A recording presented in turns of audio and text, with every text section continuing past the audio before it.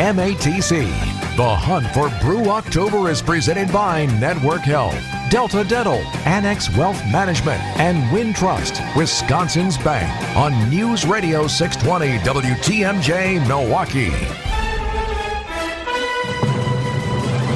At 9:02, it's 67 degrees and rainy in downtown Milwaukee. Expected a high today around 68 and continued rain and thunderstorms throughout the morning.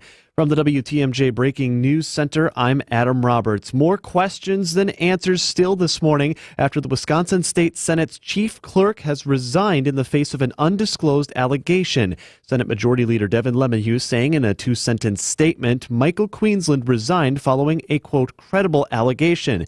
Queensland had served as Senate chief clerk since January of 2021. State Department of Administration spokesperson Tatiana Warwick telling the Wisconsin State Journal Queensland's access to the state capitol and other buildings was revoked back on August 23rd. Queensland has denied any wrongdoing. A new city ordinance granted by the Milwaukee Common Council Steering and Rules Committee would grant the Department of Neighborhood Services oversight on the city's housing authority. Hackham has come under fire recently from tenants over accusations of maintenance requests left unanswered and unlivable housing conditions. DNS representatives said any new oversight would likely require more staff and more money to handle an increased workload. That would need to be implemented in the city's 2024 budget being voted on in November. Business leaders on Milwaukee's Brady Street are calling for traffic calming measures on the road to be removed.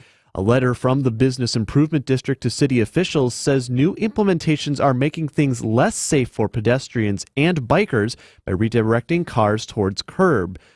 Brady Street Bid Chairman Leroy Booth. Cars are now redirected too close to the curb. People still speed. It's not really slowing them down. And then when we have delivery drivers and buses, it makes it even harder for people to get through the intersection. And that's creating some safety issues right there on top of that. City officials have been open to the idea of further discussions about the measures. President Joe Biden today will make a major political statement by walking a picket line. The president will be in Michigan with striking auto workers one day before former President Donald Trump is planning his own visit.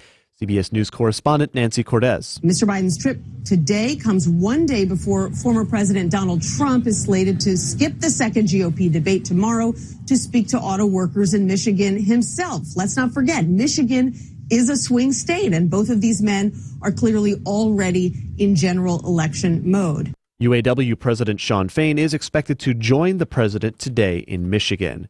News about your money this morning, the WTMJ Annex Wealth Management Market Update. I said it at 8:30. Oof. At 9:04, still oof on the major indices. The Dow Jones down 213 points this morning to 33,792. The S&P 500 is down 40 points to 4,297. And the Nasdaq down 145 on the day so far to 13,126. It's time for the Annex Wealth Management Tax Smart Planning Review. They'll review, assess, and provide strategies you can use. Go to annexwealth.com/taxsmart. Sports, traffic, and weather coming up next. Citing Unlimited WTMJ News Time 9:05. WTMJ Now is hitting the road, making a stop in downtown Waupun. Join Sandy, Maxx, and Steve Scaffidi broadcasting live at Real Sports Cards in Waupun on October 6th from 9 to noon. Real Sports Cards think through every aspect of a card collector's shop, building a modern store to fulfill any hobbyist's needs. Make plans to visit historic downtown Waupun, the city of sculpture, when Sandy and Steve broadcast live from Real Sports Cards, October 6th from 9 to noon. Meet Steve and Sandy and check out the shop, realsportscards.com. Who makes insurance simple? That's easy. Delta Dental of Wisconsin. So if you ask, what company encourages you to use your benefits for regular preventive care? Or who provides quick service online or by phone? Which insurance offers access to the largest provider networks? Or who helps you save money when you need more than a checkup? The answer's the same. Definitely Delta Dental. For dental and vision insurance made simple, choose Delta Dental of Wisconsin and Delta Vision today. Greg Matzik here for Holiday Mazda in Fond du Lac. Hey, drive inspired this fall, winter, and beyond in a new all-wheel drive Mazda car or crossover or a Mazda certified pre-owned model. The SUV season sales event is on with attractive financing and other great offers, comfortably low lease payments, and more. Make Holiday your destination to get more Mazda for your money, more for your trade, and enjoy their simplified buying approach and exceptional guest care. It's the stuff that delights and makes fans of drivers from all over the Badger State. I'm one of those thousands of fans, and so is this guy. This is Wisconsin running back Braylon Allen, and I drive Holiday. What I've experienced from this team is honest and genuine care. It's passionate fans that have earned Holiday top honors as Wisconsin's #1 Mazda dealer, its #1 Mazda certified pre-owned dealer, and the Badger State's only recipient of the prestigious Mazda President's Club Award. Find yours and discover the difference at Holiday Mazda in Fond du Lac and online at holidaymazda.com. It's worth the trip. Time for a WTMJ Sports Update. After a wild win in Week 3, the Green Bay Packers are now shifting their focus to the Detroit Lions. Head coach Dan Campbell and his team coming into Lambeau Field on Thursday night, having won the last 3 matchups between the two teams. For head coach Matt LaFleur, he knows the test for his young team won't be an easy one. I just think you see a tough, gritty group. They're an effort-based team, and you can see it all over the tape. No matter what phase you put on, they're going to give you everything they got. And they're a team that they're never out of the fight. You're going to battle a full 60 minutes. The Packers will hold a practice later this afternoon with an injury report that should follow shortly after. The Milwaukee Brewers are back in action tonight and looking to clinch their second division title in 3 seasons. Brewers Cardinals live from American Family Field. Adrian Hauser on the mound as our coverage will begin right here on WTMJ beginning at 6 p.m. I'm Brandon Snide, WTMJ Sports. Taking a look at your roads, your WTMJ Johnson & Sons paving time saver traffic. Lots of red on the board and a few incidents also. We have a crash right now that is blocking the left shoulder on 4145 northbound right at Blue Mountain, and that is slowing your drive from the zoo to Highway Q as well. 25 minutes on 41. That's an extra 11 right now. Also a bit slow through the construction zone. 43 southbound Brown Deer to downtown Milwaukee. 22 minutes right now. That is an extra 11. It's also a bit slow on 894 if you're heading from the Hale to the zoo. All around, the rain is providing a lot of wet, slippery spots. We have a few vehicles off on the side of the road as well. So please pack your patience and please turn your headlights on as well. Traffic is sponsored by the amazing Mineshaft Restaurant in downtown Hartford. The successful Mineshaft Restaurant in Hartford is hiring an experienced bar manager with income upwards of $60,000 a year and always busy. Inquire today, start next week. The WTMJ 5-day forecast, rain and thunderstorms moving through southeast Wisconsin this morning. It'll continue throughout the morning into the afternoon. A high today expected to be just around 68 degrees. Those showers could continue into the early evening as well, a low of 64. Also, we'll note it's going to be muggy for the next few days as well, including tomorrow, mostly cloudy, a high of 68. We'll get back into the 70s for your Thursday and Friday, shaping up to be a sunny and warm weekend, a high Saturday around 81 degrees. Right now in Madison, it's 63. In Green Bay, it's 64. Waukesha, rainy and 62. And in Milwaukee, rainy skies and 66 degrees. I'm Adam Roberts, citing Unlimited WTMJ News Time 9:10. Good morning, Wisconsin. It's WTMJ Now. News, opinions, Wisconsin. Everything you need to know in the Badger State and beyond. Come give us your thoughts on the Old National Bank talk and text line at 855-616-1620. Old National Bank. Get old. Now here's your hosts, Sandy Maxx and Steve Scaffidi. And good morning, everybody. Good morning, Sandy Maxx, on this Tuesday. Good morning, Steve. Soggy Tuesday. Did you get caught in that rain? Just sprinkled. Sprinkled. Just kind of gray and sprinkly. Yeah, it's September. It's late September. It held off, really. Yeah. Hard to believe, late September already. So we're going to get right to it today. We were talking about this with Vincent and Eric. And all of us, most of us can relate to this. I've sent 2 daughters off to school, and mine was New York State, a little bit different than Vince Verchano was telling us about his daughter in the big city, the Big Apple. And some of the anxiety, some of the problems, questions, warning signs maybe about how a young adult transitions to life on their own. And I saw this story, and just give you the snapshot headline: "Moms for Hire," and it's basically, I'm going to go 2 ways in this. One, I don't like the idea because I think it takes away from the development of a person, their troubleshooting skills, their ability to be an adult, to kind of in their own brain, in their own skull, figure things out. But I also admire the spirit, the business spirit of, in this case, some women who are saying, you know what, there's a market opportunity here. So this is a fascinating one, and I want to hear what you have to say. 855-616-1620. On its face, it just hits me the wrong way, Sandy, because I think you do get in the way of of a young person trying to figure things out. I moved out when I was 18. Lived in a place with 2 other guys, had a blast, had to pay our bills. You know, the heating bill in the winter came. It's like, oh my goodness, how big is that bill? You know, when you had no heating in the summer or because you had it off, and also you got a $350 bill, and this was the early 80s, late 70s. It's like, oof. So you learn pretty quickly. Budgeting's a thing.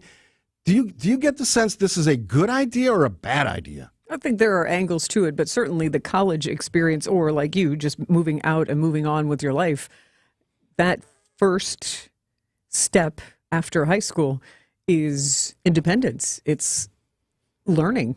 It's resourcefulness. And hopefully your parents have given you the tools. But even if you know how to balance your checkbook and budget, it is those shocking, like, you now understand why your parents shouted, "What are you trying to do? Heat the whole outdoors?" You know, right. Those sorts of things. Close that door. Oh, Close that as a window. homeowner, the walls painted them. And I finally realized, like, why my parents would get so irritated when I would lean on the walls as a kid. It's like, you paint one wall, you never lean on it again. Yeah. Or a door sill. It's like, oh, okay. You know, it's that level of respect and adulting. So ideally, you've given your little baby bird all the tools to go out into the world. It's that next step. And this is, it's Daisy Bug Delivery, which doesn't sound like second mom just yet, but it's all those sorts of, like, a virtual assistant for a college student. Yeah. Which, that's also time management. Like, figure out when you need to go to the grocery or pick up your stuff. It's time management of trying to study. We've all you pull a few all-nighters, you learn. Don't want to do that anymore. No. I'm going to back time so I don't have to do that. Yeah, the test at 9 a.m. gets a little bit more difficult if you've been out at the bars all night. So I'm going to play a piece from Channel 5 in New York City. It sets it up perfectly, and then I want to hear from you because this is one of those hot-button topics. We've all been touched by it in different ways, whether it was ourselves, our individual selves, where we were going on to that next step, moving out of the house. I looked it up during the pre-show setup. The average age fluctuates for people to move out of their parents' house between 24 and 27 for good. Now, we can, people always move back in. That always happens. But that's the age now, and it has been trending upwards. This is sort of a different story, though. You send them on their way. They go to college, and in some cases, the number I saw, $10,000. Let's hear the piece from Channel 5. It sets it up brilliantly. It's that time of year again when college students have to get out of the habit of mom doing their laundry and cleaning their rooms and get back to campus. I actually do miss my mom a lot, We're best friends. I mean, to visit, but not to, do my stuff. Now, of course, no one wants mom to come with them to school, or do they? The truth is, mom can't come with you to college, even though she may want to. But what if I told you you could rent a mom for about $10,000? It will cover the whole semester. And that store-bought mom will come and buy your groceries, make your bed, do your laundry, and even give you a hug. I wouldn't pay $10,000 for it, but, I wouldn't mind it. These are our kids, so we treat them like our kids. Rochelle Arnold is the owner of Daisy Bug Delivery, a concierge service that offers that second mom to visit students on college campuses. But Rochelle takes it a step further, taking a personal interest in each student. Somebody's left you behind. You're in an awkward situation. Do not get in an Uber by yourself after midnight. You call me. I will come and get you. It's free. I don't judge. We don't tell the parents unless there's safety issue involved. Rochelle says her Florida-based service has been booming since helping hundreds of students move from the tri-state area, especially freshmen, and make them feel like they have someone to count on. Students at Iona University in New Rochelle were mixed at whether they want another mom in their dorm. My mom could come and just help me do she can help me do my laundry, help me make my bed, homework. Homework, not so much, but... Even a fake mom? Oh, yeah, fake mom, just anyone to come in and do that. It's a new area, coming in and having to do all this by yourself. It's a big change, but, I can't complain. It's won't ever hit like the real mom. So, parents, this may give you that sigh of relief you've been looking for. But however you feel, remember, mother knows best, even if you borrow her. In New Rochelle, Richard Giacovas, Fox 5 News. Now, I agree on the mom knows best thing, but to this I say, come on, man. This is your nuts. Own mom. Yes, your own mom. And I love the business spirit here. And if you can get someone to pay you $10,000 to basically be the second mom for your kid, more power to you. That's a woman in business saying, I see a market need. I will fill that need. And you cash checks for $10,000. That's what entrepreneurs do. What do you think? 855-616-1620. I don't think this is a good trend. I want young people to understand there are challenges, including budget challenges, that you got to realize pretty quickly. You go off to college, you start spending money like a whatever, and you're going to realize you don't have any money, and then mom and dad are supposed to bail you out? I don't think so. We got calls, we got texts. We'll answer some of those and listen to you after this on WTMJ Now with Sandy and Steve.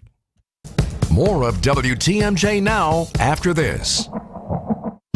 Your way inside the huddle. Hut one, hut two. Without putting on any pads. Hi.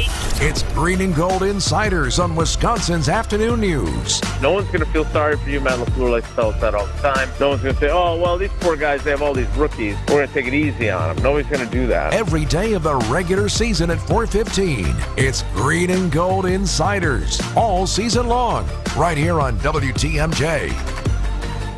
Hey, this is WTMJ Steve Scaffidi for Annex Wealth Management. Investment retirement planning is difficult without an actual plan. You don't need to fight an uphill battle. You don't need anxiety. You need a team that will comb through your investments to see where the overlap is, where the issues are, and where the opportunities exist. Then they'll help you stick to it. And Annex will meet you where you're at. If you're just starting out, there's Annex Ignites. Maybe Annex Comprehensive Wealth is the right fit, or Annex Private Clients. When you've got complex needs combined with high net worth, put a plan in place or upgrade the one you have with someone else. It's time for a plan built by the fee-only fiduciaries at Annex Wealth Management. A plan that addresses investment, retirement, tax, and estate planning. They've got 8 convenient locations for in-person meetings or virtual meetings via Zoom. I've done it both ways. Both are awesome. There's a significant difference between financial advisors. Know that difference. Start at annexwealth.com. Change your grocery game plan to locally owned Century Foods, home of the best meat, freshest produce, and tastiest treats. Now through Wednesday, save on 11 to 13.7 ounce or 12 count selected varieties Kellogg's Club Crackers or Pop-Tarts, 2 for $7. 2-liter bottles selected varieties Super Chill Soda, 4 for $5. 64-ounce bottles selected varieties Old Orchard Juice, 2 for $4. 6 count selected varieties Outshine Bars, $3.99. Let's see, spices, cardamom, hibiscus powder. It's like looking at Green Bay's roster right now. I don't recognize it, but I'll learn to love it. Attention Century shoppers. You're going to love this opportunity. Win 2 tickets to see Green Bay play Kansas City on December 3rd. Autographed Packers footballs or 4 packs of Hall of Fame tickets. I'd love to see Green Bay's new QB in action and win those tickets. What do I do? Find the weekly code on Century's Facebook or Instagram and enter to win. Love it. Getting the Century code on Insta right now. Ends November 14th. It's WTMJ Now. Oh, we asked, we delivered lots of texts, Sandy, on this one. Everybody's got an opinion because I think this is a hot button one. Are they going to just go and learn, or are you going to hold their hands even when they're away from the nest? I say, let them go and learn on their own. And sometimes those are tough lessons. I learned them. The cost of things. You want to go booze it up on a weekend with your college buddies and you run out of money? Or you think mom and dad are going to pay your bar tab? I don't think so. Now, that's simplifying, of course. There's a lot to this. Bob from Waukesha, first up. Hi, Bob. Good morning. Happy Tuesday. Good morning, Steve and Sandy. Happy Tuesday to you. All right. Morning. I think I've got a solution to this perceived dilemma. All right. What is that? It's called conscription. Okay. So you want everybody to be... Yeah, right into the military? The Israel model? Yes, absolutely. Once upon a time we did that. Brandon can probably attest to that, although he probably volunteered. I was drafted. Mm-hmm. Do you think realistically that's going to happen? No. That's an honest answer, because I don't think it's going to happen either. You and I have talked about this before. If we got in a situation where we needed a massive call-up, I don't know that there wouldn't be massive resistance, but I don't want to get too far off the topic. So, Bob, you're basically saying, just so I'm clear, this is not something you would support as a parent. Absolutely not. All right, thanks for the call, Bob. Lisa has an interesting take on this. Hi, Lisa, calling from Mequon. Good morning. Happy rainy day, y'all. Yeah. Good morning. You're a ray of sunshine, though. Well, thank you very much. It's all perception, isn't it? I would I would think that if my sons wanted / thought they needed this, I would consider myself an epic failure as a parent.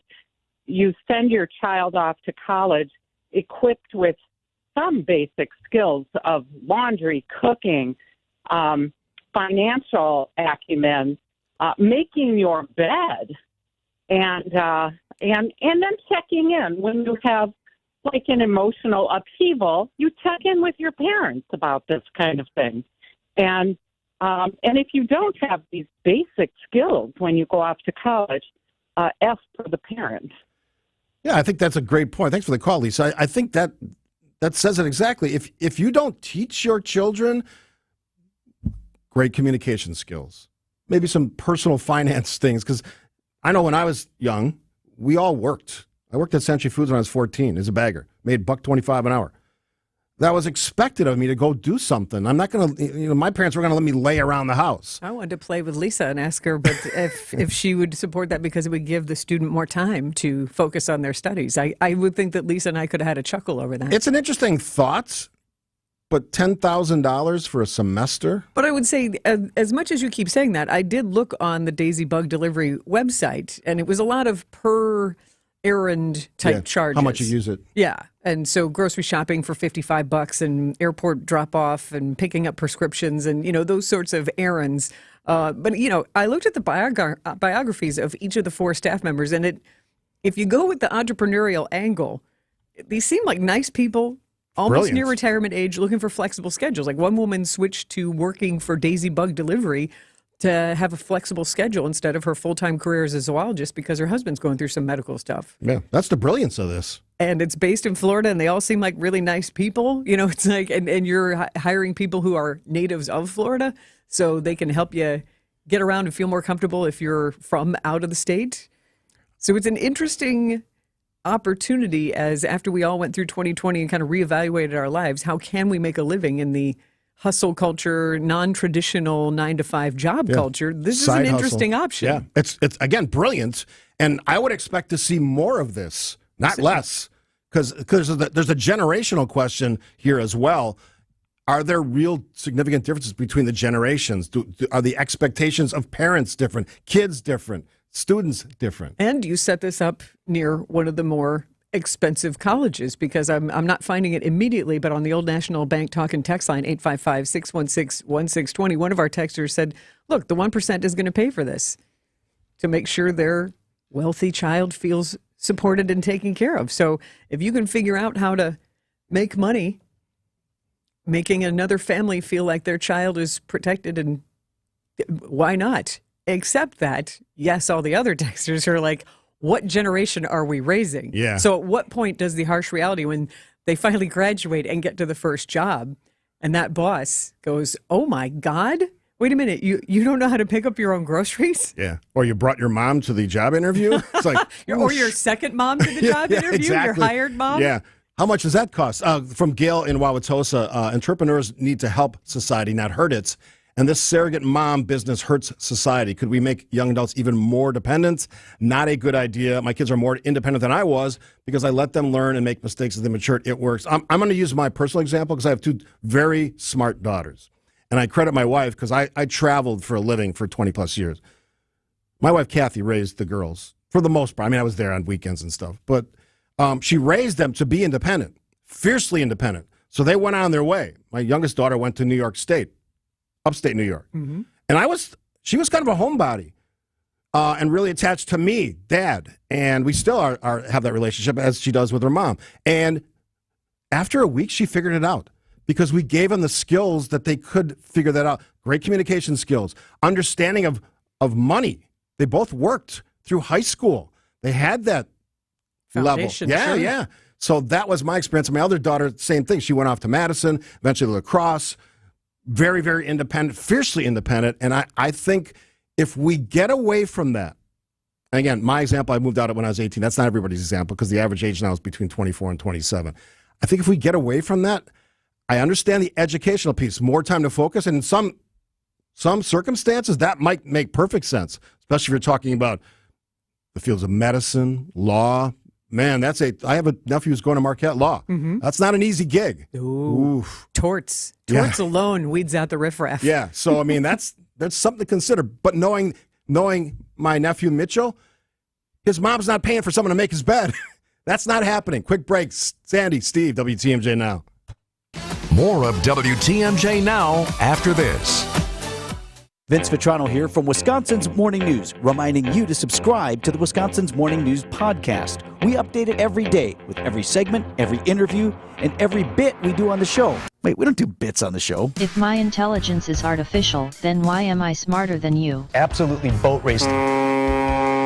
Let's go. Come on, let's go. All right, maybe we do some bits. F you. Subscribe to the Wisconsin's Morning News podcast wherever you get your podcasts or listen live on WTMJ.com.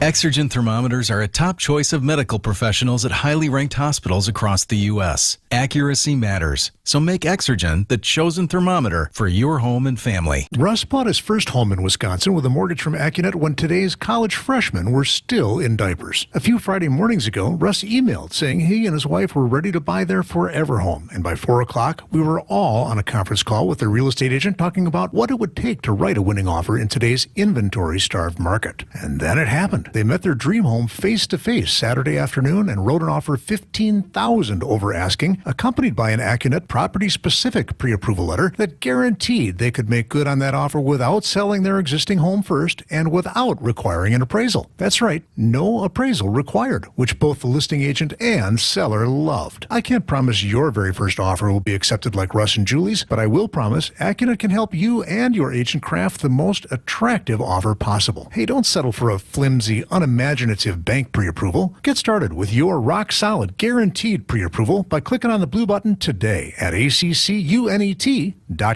Hey, it's WTMJ's Greg Matzek telling you about the ultimate hangout for hounds and humans. It's the Hounds and Tap in Menominee Falls. It's a state-of-the-art facility providing doggy daycare, boarding, and professional grooming services all on site. Hang out with your dog or without and enjoy time at their indoor-outdoor tavern connected to the dog park. Fun, happy, clean, and safe. They even have trained handlers on site at all times. Visit thehoundsandtap.com for more details. That's thehoundsandtap.com. Radon. It's in your home, and Lifetime Radon Solutions can get it out. Hey, it's WTMJ's Greg Matzek. The radon levels in our Menominee Falls home were too high for our comfort level. Lifetime Radon Solutions installed a mitigation system in less than a day to put our minds at ease. Radon's the second leading cause of lung cancer in the United States. Call Lifetime Radon Solutions today for a free home test with no strings attached. Mitigation systems start as low as $9.95. Take care of your family and do what we did. Call Lifetime Radon Solutions today.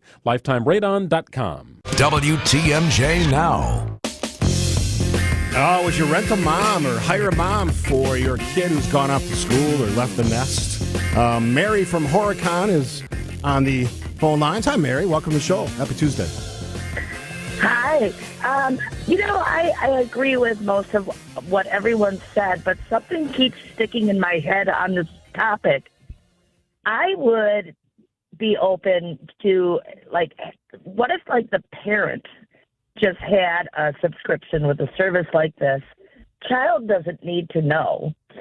But let's say that child, coming from small town Iowa on a scholarship out to some college in New York City, and they've never experienced any kind of violence or, any kind of abuse from a relationship, or maybe they've been in a car accident or something of that nature where the parent in Iowa just can't physically get there in time to be supportive of the child. Maybe it would be nice for the parent to know that if my child was in some kind of vehicle, got hit by a car or a bus or was attacked or something of that nature, that there was an adult that was nearby that could at least step in and coordinate until I could get there. Yeah, sort of a safety net. That's the way I would look at it. Not go do the laundry and do the shopping and all of that, but just I think it would be more of a good feel for the parents watching their little child go off to the big city, knowing at least there was one adult out there that they could turn to just in case. It's a brilliant idea. Interesting point, Mary. Matter of fact, I think people are probably thinking right now out loud, hey, that's maybe a business opportunity for me.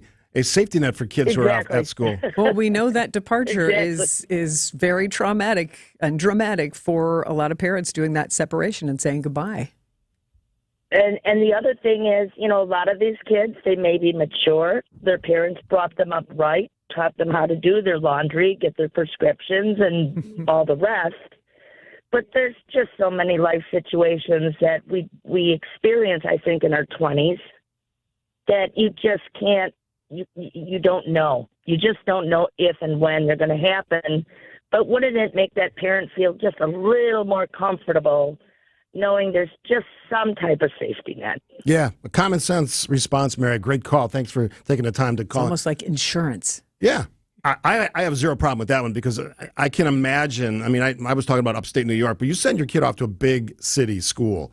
There's a lot of things that can happen. And if you're by yourself at the age of, 18, maybe 19, it's got to be a little traumatizing when things go wrong or you run out of money. I would think that first parents, then if there's some sort of a lifeline that parents can extend, maybe it's not even a service like this. Maybe it's just somebody they know in the area. Because we had that. We had a friend that was sort of where one of my daughters was living. Could help when necessary. I got a chuckle, though, because I was this college student in the 90s. When you had to pay long distance, you had to have a calling card. My first job out of college was also in the 90s, and it was such a low-paying job in the field that I wanted that I didn't have a phone in my apartment, in my studio apartment in Atlanta. I had to go down to the payphones in the lobby to call my family and friends. Now, I bring that up because now there's no way you're telling me a college student doesn't have a smartphone and can't FaceTime. So if something does happen, you can get in touch and see your family and your friends like the Jetsons. Just so I have less concern about that. I feel like you can connect with your family if and when you miss them. Yeah, use the technology. It's so that's just what a gift of technology that is 30 some odd years later. To me, it's just but man, wow. Now, am I glad we didn't have videos and photos like this back when I was in college in my first job? Yeah, but I'm raising my hand on that one too. Yeah, no. All right, great conversation. Well, we might get back to it in some fashion or another. It's an interesting time in our country when people are trying to sort things out, especially the relationship issue. All right, after the break, he's the guy. From the left side of the political aisle, I love his writing. I'm not from that side of the political aisle, but I love what he writes about, and he does it really, really well. And Dan Schaefer, the recombobulation area, will join us, talking some politics, including this great story of Milwaukee, well, not so great, about the missing deadline $15 million grant. We'll ask him about that. And also, don't forget, later in the show today, the mayor of Milwaukee, Cavalier Johnson, will join us talking about that same issue as well. We'll cover it from both sides after this. More of WTMJ now after this. Natural gas is a clean, reliable, and convenient source of energy delivered directly to you through underground pipelines. The pipeline system has an excellent safety record, but there are clues that can help you identify a potential hazard. If you smell the strong odor of rotten eggs, hear an unusual hissing sound, or see blowing dirt or debris, it could be a natural gas leak. Leave the area immediately and call We Energies at 800-261-5325. We Energies. People you can trust. Energy you can depend on. Fleet Farm's got everything you need for everyday life. And by everything, we mean top products by your favorite brands. From Blackstone to Blue Buffalo, Carhartt to Cooper, Milwaukee to Muddy, Scott's to Science Diet, DeWalt, Levi's, Purina, Husqvarna, Goodyear, Rapala, Vortex, and a whole lot more. In-store or online, check out all the brands Fleet Farm carries to help make your everyday life better. Wealth-changing question. Has your advisor created a portfolio based only on your age and risk tolerance? That's simply not good enough. Your money deserves better, and so do you. At Creative Planning, our private wealth managers learn about you first, and then they create a customized plan and portfolio by partnering with our in-house money managers, accountants, and attorneys. Don't settle for a standard portfolio. Book your free meeting today at creativeplanning.com. Creative Planning, a richer way to wealth. St. Vincent de Paul Thrift Stores has once again been voted the Milwaukee Journal-Sentinel's Best in Thrift. So to all our loyal customers who voted for us, thank you. And to all who haven't been here yet, we know we have a treasure or two that will intrigue you. And at thrift store prices, you know you're going to get a great deal. And at the same time, you'll be helping us help others. St. Vincent de Paul Thrift Stores on Highway 100 in Layton and Greenfield and 23rd in Lincoln in Milwaukee. Ooh, you're gonna love it. St. Vincent de Paul. WTMJ Now. Oh, always look forward to these conversations. Our friend Dan Schaefer. He is the guy, the recombobulation area. Some brilliant writing on politics from my left-leaning perspective, which I'm fine with. I always want to hear what, in my case, the other side's talking about. But you do it in a really thoughtful, in-depth way. You don't write little short pieces. They're not a 500-word blog. You dig in deep, which is why I like what you do. No, if I can keep a column under 1,000 words, that's an achievement for me. I like to write. I have a lot to say. I like to get in depth on the issues, and I appreciate your kind words about that. Yeah, because to me, you cannot cover complex political stories, and trust me, they're complex, multi-layered, with 500 fluff words on why my party thinks this is important, whatever party side you're on. That's not really reporting, and you've been rewarded for that great work many, many times. All right, so we'll start with this one. City of Milwaukee. Here's the headline, Journal-Sentinel. Administrative screw-up leads to Milwaukee missing the deadline for a $15 million police grant. Sandy and I talked about this yesterday. There's a lot of pieces to this, and there's some nuance here that I think people have to understand. And the city has said we may have even gotten this grant and had been unable to spend the money given some of the recent legislation in Wisconsin. Your sort of overview of what happened here, is there fault? Is there someone to blame? Are there fingers to point? Well, I think, given the fact that some people within the mayor's office are saying that this was a mistake, are saying that this was, a missed deadline on the application, it does seem like they made a mistake here. And I think to a certain extent they're owning up to it, but they're also, I think, nodding to the complexity of this, which is that, given the Act 12 shared revenue and local government bill passed earlier this year, there's some complexity about like what and how this grant could have been received or if it could be received. But I still think, I think Jeff Fleming from the mayor's office was quoted in the Journal-Sentinel piece as saying that they got this one wrong and that they should have filed this application, which, I think it's important when public officials do make mistakes to actually acknowledge that they have made a mistake. And that's a good thing. And that's a good thing. To this point, I think the mayor's office has been pretty buttoned up about, these types of things. And this does seem like a slip up, but one that has some complexity to it. So what are some of those layers of complexity that help clarify this? Yeah, so I think, they were talking about this being a federal grant and whether or not that federal grant could be used in the city budget based on what the state government did for their certain requirements for levels of police funding in municipalities across Wisconsin, Milwaukee specifically. So there were some questions as to whether they would be able to accept this grant and put it towards the police funding in the way that they have in the past. So I think I believe this was the COPS grant, right? That's the acronym for it, the COPS federal grant. Gotten it the past because they had gotten it the past couple budget cycles. Community-oriented policing. Yes. Yeah. And so I think, that whether or not they would have been able to use it, they probably should have taken the step to apply for it, to have their bases covered either way. Where I fall on this is that, you made the argument that you probably couldn't have used it, or at least that's the suggestion. And we're going to ask the mayor about this at 11:08 when he joins us live. But we had a great caller yesterday who had experience with the police department. She said, you can say that you're maxed out on your training classes, but you're forgetting that we're going to have retirees. People are going to leave the department, which isn't always an ongoing issue, especially as the trends show lately over the last few years, post-George Floyd, more and more folks leaving public service, leaving law enforcement. So I don't necessarily buy that excuse, if that's the one they're going to use or hang their hat on, that we couldn't have utilized these monies. And I also made the point yesterday, when you have opportunities to get grant money, typically it's always a good idea to go for it. You can decide later whether it meets your needs. Sometimes you don't even spend all the money they give you. That happens a lot, actually, in this country. So I think that's more of a realistic response. But bottom line, I think what taxpayers or residents are telling me, and I've gotten emails on this, who made the mistake? is somebody going to get punished for that, or at least noted that they didn't do the right thing? Yeah, it said in the piece that there was an internal investigation underway. The police department didn't comment on it because it seemed like it was, partially, on their part to send in the application and make this happen and all that. But yeah, you would like to see some accountability here. $15 million for police in a city as cash-strapped as Milwaukee is something that our leaders should be seeking for this. And I will give the mayor credit. He has been on our show many times, my show previously, and he is willing to talk almost on any issue, other than the ones he can't talk about for a lot of different reasons. And I respect that. And I think today I'm hopeful that he will say, look, somebody screwed up, and we hopefully won't make that error again. Here's what we're going to do about it, because that's the here's what we're going to do about it part that intrigues me. Okay, everybody, every city's made mistakes. Every elected official's made a ton of them.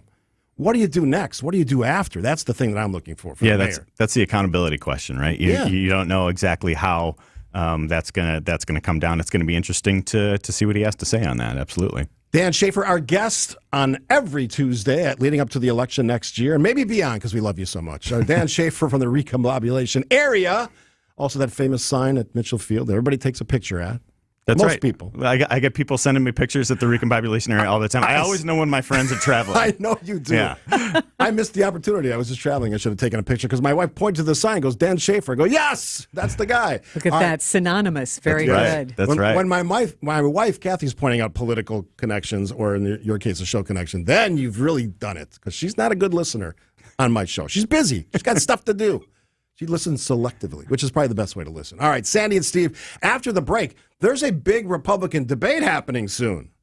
I want to hear what a left-leaning writer on politics thinks about that debate and where this goes, because this is a fascinating round two of a battle royale for Republicans on who is going to be their representative, and all signs pointing to Trump so far. We'll take a quick break. Sandy, Steve, WTMJ Now. More of WTMJ Now after this. Hi, this is John Neal, CPA, best-selling author and founder of the Neal Group, with over 40 years of experience helping businesses make money and keep it. 2023 is in full swing. How are you doing?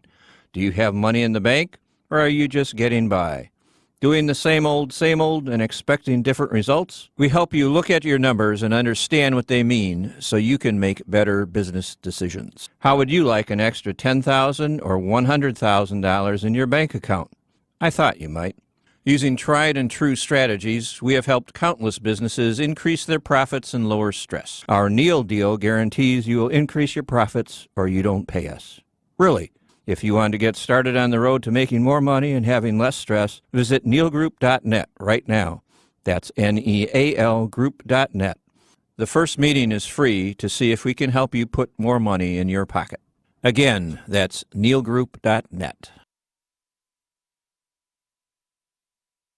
Hey, this is WTMJ Steve Scaffidi for Panoramic CBD. I love talking about this product because I use it. Whether you're looking to reduce anxiety, pain, depression, or just need to relax, Panoramic CBD has the best products for everyone's needs. They farm, process, test, and package their own CBD products, hence the slogan from soil to oil. By overseeing every stage of the process, Panoramic CBD eliminates the middleman, ensuring unmatched quality throughout to offer you the best CBD products at the best prices.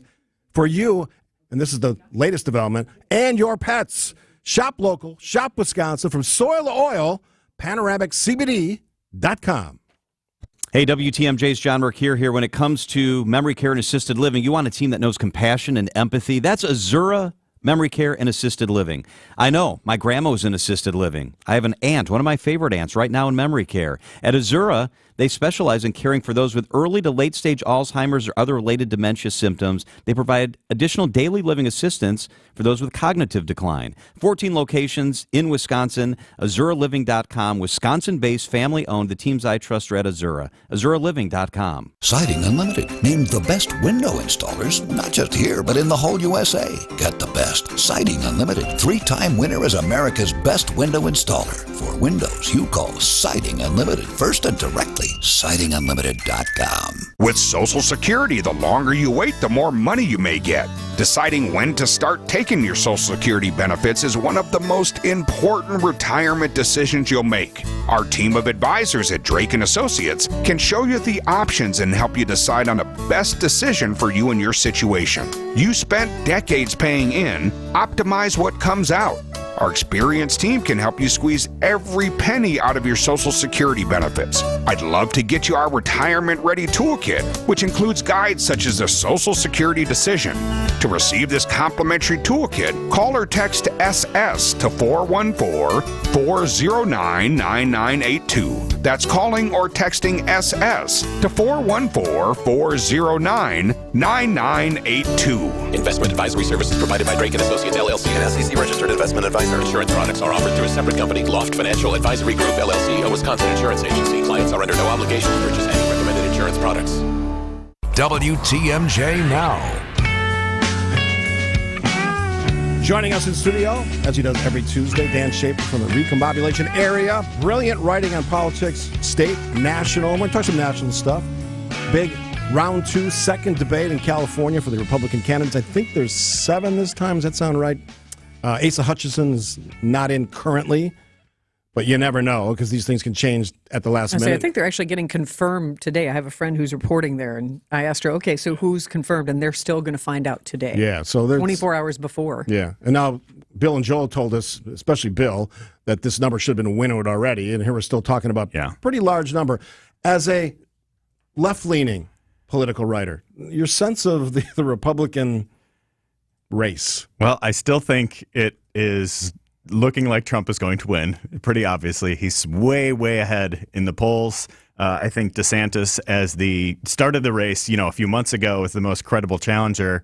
He was at about 30% in the national polls to Trump's like 40 to 45%. So it was like, all right, are these going to be, the head-to-head race in this? Well, obviously, since then, DeSantis has just done nothing but slide downward. His trajectory of his campaign, I think in the national polls, he's under 15% now. I saw a poll in New Hampshire that he was in 5th, Iowa, that he was getting close to 3rd. He has just been on a complete downward trend and has absolutely botched this campaign, I think, in a lot of ways. And I think the pressure is really on him more than any other candidate to step up in this debate. And now he wants to have his own sideshow event by debating Gavin Newsom. Yeah, Gavin Newsom of California, who isn't running. Last time we all checked. Or is he? So it gets more and more curious. Is this just a way for DeSantis to try to get more eyes? Yeah, I saw that was announced yesterday that it was going to happen on November 30th. Is the DeSantis campaign going to last until November 30th? That's a great question, Are they going to be around? Are they just going to have, just this back and forth debate between two people who are not running for anything between Newsom and DeSantis? I don't know. It's almost like these two are thinking we'll be the fallback candidates. Like if something happens to Trump, something happens to Biden, then everyone's going to go, oh, DeSantis, Newsom, we've already had a debate. They're the natural choice. Maybe that's what they're thinking on this. I'm not sure. I don't know what they're thinking. I don't know what DeSantis has been thinking really at any point in his campaign. It seems like he's been trying to run to the right of Trump on a lot of certain issues. And I think, there was one poll out last week that has showed that he has completely fallen off with moderates. And I think moderates who often don't like Trump, that's the piece of the Republican Party that I think is still available for another candidate to win over. I think Nikki Haley's had a little bit of momentum since the Milwaukee debate. I thought she was probably the best candidate on stage at that debate. But is there still an appetite in the Republican Party for any candidate who is not Trump? That's what really remains to be seen. I mean, the big question that, Bill McCoshen and I and Sandy and Joe have been talking about for weeks is what could knock Trump down or knock him out? And barring a conviction, perhaps, but I'm not even confident that would do it in one of these, multiple indictments across multiple jurisdictions. But what I'm intrigued by, and I don't know if I asked you this question or not, I might have asked Bill or Joe this question, the Nikki Haley factor. I've heard from a ton of Democratic-leaning women voters who are intrigued by Nikki Haley. They may not be a fan of, per se, of Joe Biden, and they see perhaps, when she made that comment on abortion during the first debate, that opened some eyes from some, I don't want to say it this way, but I'm going to, conservative-leaning Democratic voters. Does that make sense? Mm-hmm. Yeah, I think it showed I thought those comments were interesting too. I noted that in my write-up about the debate at the recombobulation area. I thought it, unlike a lot of the other candidates, it offered some complexity to a very complex issue. And I think it was, she was upfront about where she stands on this, but she was also a realist. And I like to think of myself as a political realist too, where it's just that Republicans are losing on this issue. And she's trying to figure out a reasonable path forward on it in a way that a lot of the other candidates haven't. Yeah, light bulb went off in a lot of Republican voters' minds saying, okay, she's acknowledging something that a lot of Republicans elected or otherwise weren't acknowledging, and she said it out loud in the biggest forum available that night at the first debate here in Milwaukee. Go ahead, Sam. Well, I would say we will see Nikki Haley tomorrow. It is official, the 7 candidates who are in. Ron DeSantis, Tim Scott, Nikki Haley, Vivek Ramaswamy, Chris Christie, Doug Burgum, Mike Pence, who not be there, Trump obviously not participating, and it's Asa Hutchinson who made it last time, but not this time. So 7 is the people number. on So stage just one still. candidate voted off the island for this one. And I agree with Bill McCutcheon. It's got to be 3 next time. Otherwise, what are we doing here? Yeah, they got to raise real the quick threshold. before the break, and I want you to hang around for the next segment. Joe Biden, still, his numbers aren't good. Sandy and I are going to be talking about this in the 10 o'clock hour. His numbers in a lot of different areas, economy, international, Ukraine, international questions, Ukraine specifically, not great. As a left-leaning writer about politics, I mean, any concerns, age, any of those issues that gets in the way of his run for re-election? I mean, of course, there are concerns. Of course, there are going to be. But I think the criticism that we've been seeing directed towards Biden, and we've seen it in some of these poll numbers, is the fact that there's nothing to write about in the Republican primary. So they're starting to ask questions elsewhere to start looking at the general. If this was a competitive primary, if Trump wasn't at like 60% in a lot of these states and a lot of the national polling, we'd have stories about what Ron DeSantis said or what Nikki Haley said or what the back and forth between these candidates would be. You think back to, the Democratic primary a few years ago when we had Bernie Sanders and Pete Buttigieg, and there were all these different stories about that. It was less of a focus on Trump. Now that there is just one candidate lapping the field, I think that has drawn the media's attention to kind of poke holes in the Biden candidacy, and because there is really not a competition to write about in the Republican Party right now. In your head, any chance Biden's not the candidate? I think he's going to be the candidate. I absolutely think he's going to be the candidate. Is Dan Schaefer. Last segment coming up with the political writer extraordinaire after this on WTMJ Now. More of WTMJ Now after this. Sorry, Fred Bird. It was all over for you before it started. And I could have very easily just pulled out the standings. Let's just get this over with. The Cardinals are in Milwaukee with coverage starting at 6:05. This series is sponsored by MATC. The hunt for Brew October is presented by Network Health, Delta Dental, Annex Wealth Management, and Wintrust, Wisconsin's Bank on 620 WTMJ. It's here on consignment from over 10,000 nationwide partners. From very high-end, distinctive furniture, unique antiques and original art, to tasteful home decor that can fit almost any budget. Premium home decor priced right at 25 to 40% off retail prices. This is Katie with Design Exchange, where discerning buyers with discriminating taste come to find premium home decor at a value. Design Exchange in Heartland and Pewaukee. Design Exchange. Smart interior designers know that what they'll see here is going to be almost impossible to find anywhere else, especially at our consignment prices.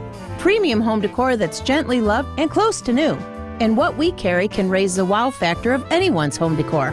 This is Katie with Design Exchange, where discerning buyers with discriminating tastes come to find premium home decor at a value. Design Exchange in Heartland and Pewaukee. Design Exchange. Ask your advisor, are you 100% fee only for 100% of your clients 100% of the time? If they answer no, get a second opinion. Financial strategies. What's the way to build your wealth? FinancialStrategiesInc.com. Hey Brewers fans, our favorite season is here, October baseball. Now's the time to put your wallet in winning mode with Wintrust Community Bank's most popular checking account. Open a Total Access checking account today and score yourself a $300 bonus with qualifying activities. Think about all the extra brats that you'll get. Experience the playoffs and banking as it should be. Visit wintrust.com/Brewers October. Wintrust, Wisconsin's bank. Different approach, better results. Proud partner of the Milwaukee Brewers. Only $100 required to open. No minimum monthly balance or monthly maintenance fees. Member FDIC. Get to and from every home game in Green Bay this football season safely. Milwaukee Brat House, Jack's American Pub, and Wanakee Golf Course all offer transportation on game days. They've got bus services with private restrooms and all-you-can-drink packages. Book your round-trip ride from any of these locations and get complimentary access to an all-you-can-eat-and-drink tailgate at the bar on Holmgren Way. Make your game day experience a VIP experience with your official ride to Green Bay. Visit golfwanakee.com to book your trip today. WTMJ, W277CV, and WKTI HD2 Milwaukee from the Annex Wealth Management Studios. This is News Radio WTMJ, a Good Karma brand station. It's WTMJ now. Couple minutes left with our friend and frequent contributor on the program, Dan Schaefer. Recombobulation area. People want to find that. How can they find it? You can find me at therecombobulationarea.news, recombobulationarea.substack, and you can also find me on Twitter, where I occasionally tweet about things other than the Milwaukee Bucks. You do love the Bucks. I can attest to that. And by the way, Dan R. Schaefer. Regardless of your politics, it's brilliant reporting on politics. So, to your credit, you deserve to get those views. Very nice of you to say, Steve. I don't say it lightly. It's good stuff. All right, real quickly, Senator Menendez is in trouble legally. He's now claiming that apparently he keeps $500,000 in cash because of his background. I don't buy any of that stuff. He's got serious charges looming against him. Now 5, including our junior senator, that's the breaking news piece, has now said he should resign. What do you think? Yeah, I think it's the right move. I think Tammy Baldwin this morning became the fourth Democratic senator to say that Menendez should resign. I think there have been three more since we've been talking on the program here. Now Elizabeth Warren, John Tester, a couple other names saying that they are encouraging Menendez to resign. I think the dam is breaking here. I think Democrats need to stand for the rule of law in this moment and recognize that backing somebody who has these very serious charges against them is a real problem. There's a political point too here to point to. He's in legal trouble. He resigns. What do you do about Donald Trump if you're a Republican? He's in legal trouble. He's not backing away. So that's a clear difference between the two parties that I'm not a Democrat, but I would exploit that difference because if he does resign, that is a clear point of demarcation between the parties. Yeah, I thought it was interesting that some of the first few senators to say something were senators that are going to be up for re-election in swing states. I think Senator Brown from Ohio, Tester in Montana, Baldwin in Wisconsin, some of these races that a lot of people have circled for what are going to be the most competitive races on the 2024 map. Those are among the first senators to say something. I don't think that's a coincidence. I don't think so either. At some point, we're going to talk about that Senate race once we have candidates that are other than Tammy Baldwin to talk about. Dan Schaefer. I guess so. Dan Schaefer, always a pleasure to talk to you. Recombobulation area is his work. Is that a weekly or bi-weekly? Weekly, but I think nowadays it's a little bit more frequent than weekly. That's what I thought, yeah. We're getting a little bit more regular content into your inbox. So if you're a subscriber, you can become a free subscriber, and then we'll have some sales coming up. So you'll get the free subscription, see how you like it. Love it. See what you think for the sales. All right, news is next. You're listening to WTMJ Now. Sandy and Steve will be back after this. This Brewers Top Moment is presented by Network Health. April 16th, 2023, while leading San Diego by just 1 run, Milwaukee called on closer Devin Williams to come on in the bottom of the 9th. With 2 outs and facing off with his former teammate Trent Grisham, Williams was looking to help secure a road victory for the Brewers. Calm and collected, the pitch. And it's a called third strike!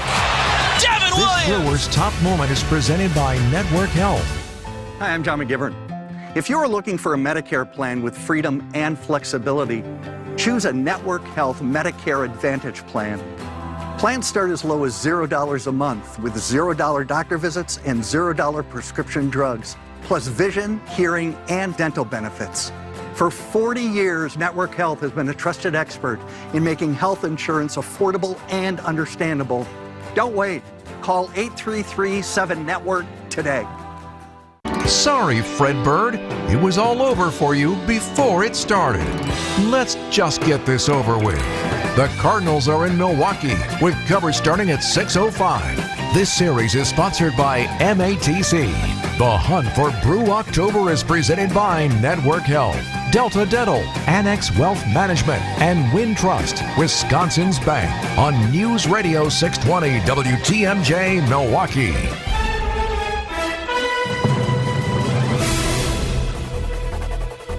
At 10:01, rainy and cloudy, a high of 68 today. From the WTMJ Breaking News Center, I'm Eric Bilstead. President Biden today making a major political statement by walking a picket line in Michigan. The commander-in-chief will be with striking auto workers one day before former President Donald Trump plans his own visit. More from CBS News correspondent Nancy Cordes. Mr. Biden's trip today comes one day before former President Donald Trump is slated to skip the second GOP debate tomorrow to speak to auto workers in Michigan himself. Let's not forget, Michigan is a swing state, and both of these men are clearly already in general election mode. The White House says the president is not involved in any of the negotiations. The UAW president is expected to join the commander-in-chief in Michigan today.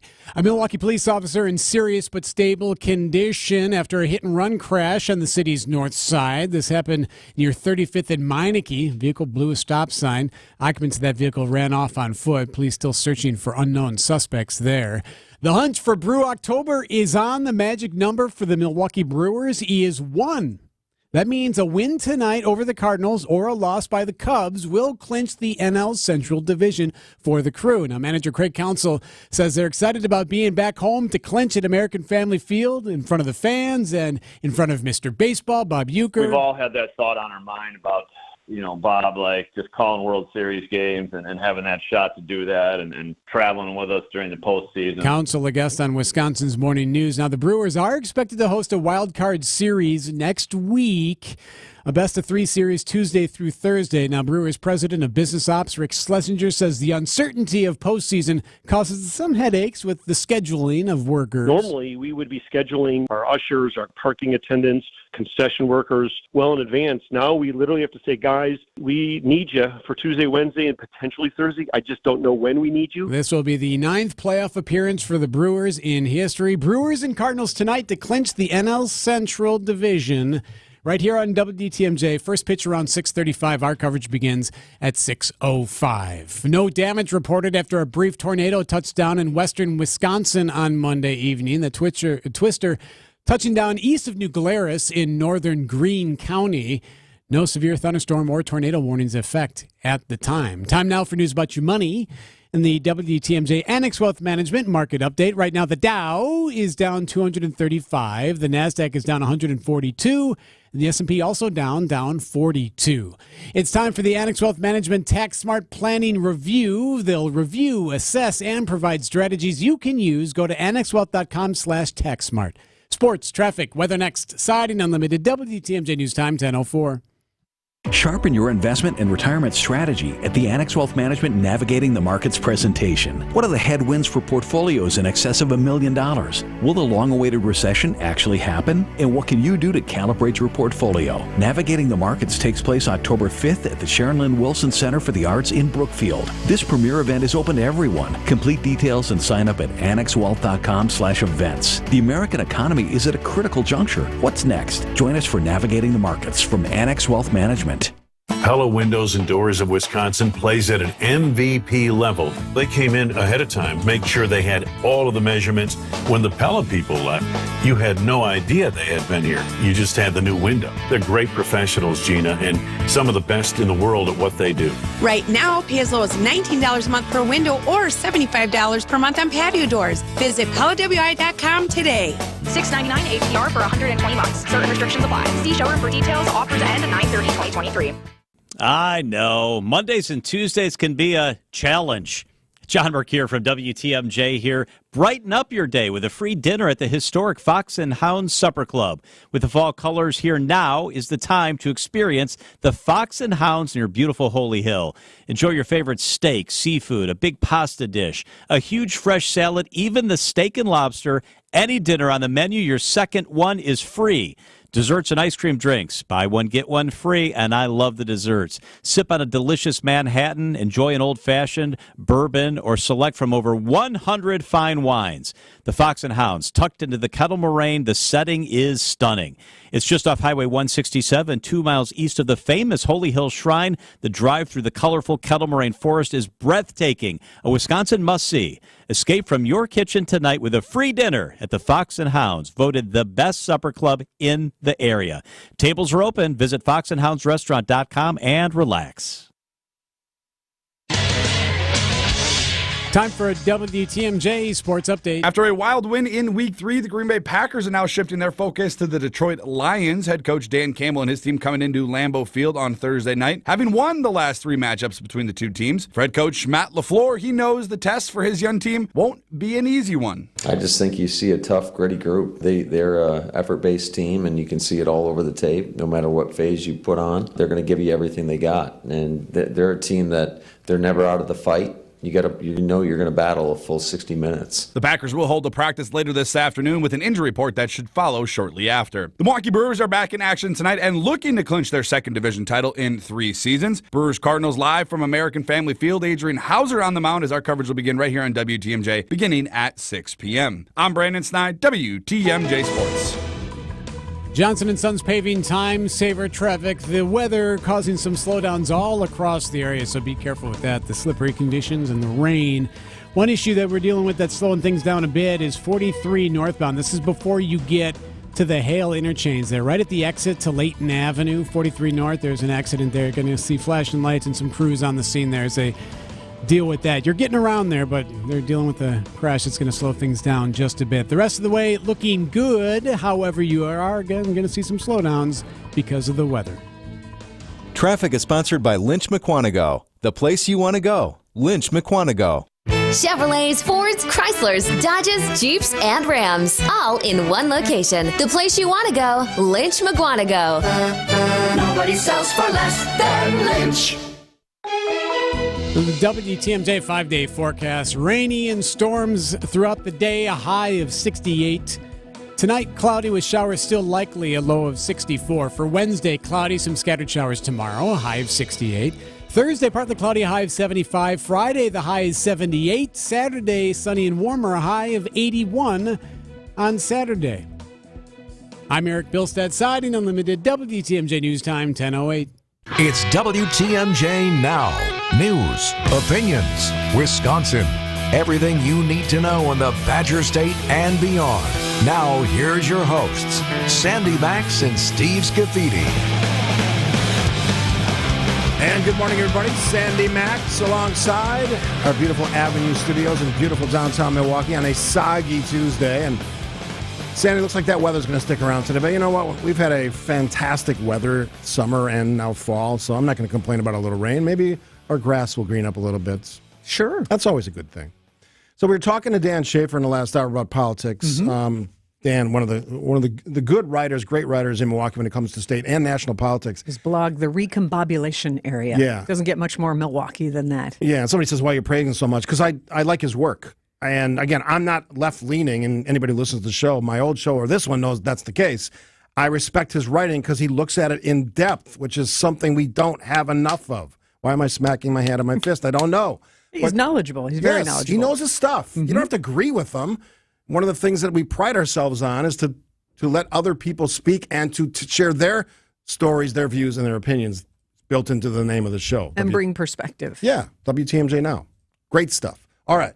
So I want to keep on that subject, and I'm going to give the Democrats in the audience, left-leaning folks in the audience, a chance to talk about their guy, which is Joe Biden. So, you know, whenever we talk about Donald Trump, it's like, oh, my God, Donald Trump.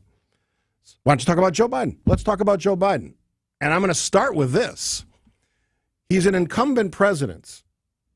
He won the election in 2020. I think we've all decided that now, unless you're still on the conspiracy train, and I hope you get help, my opinion.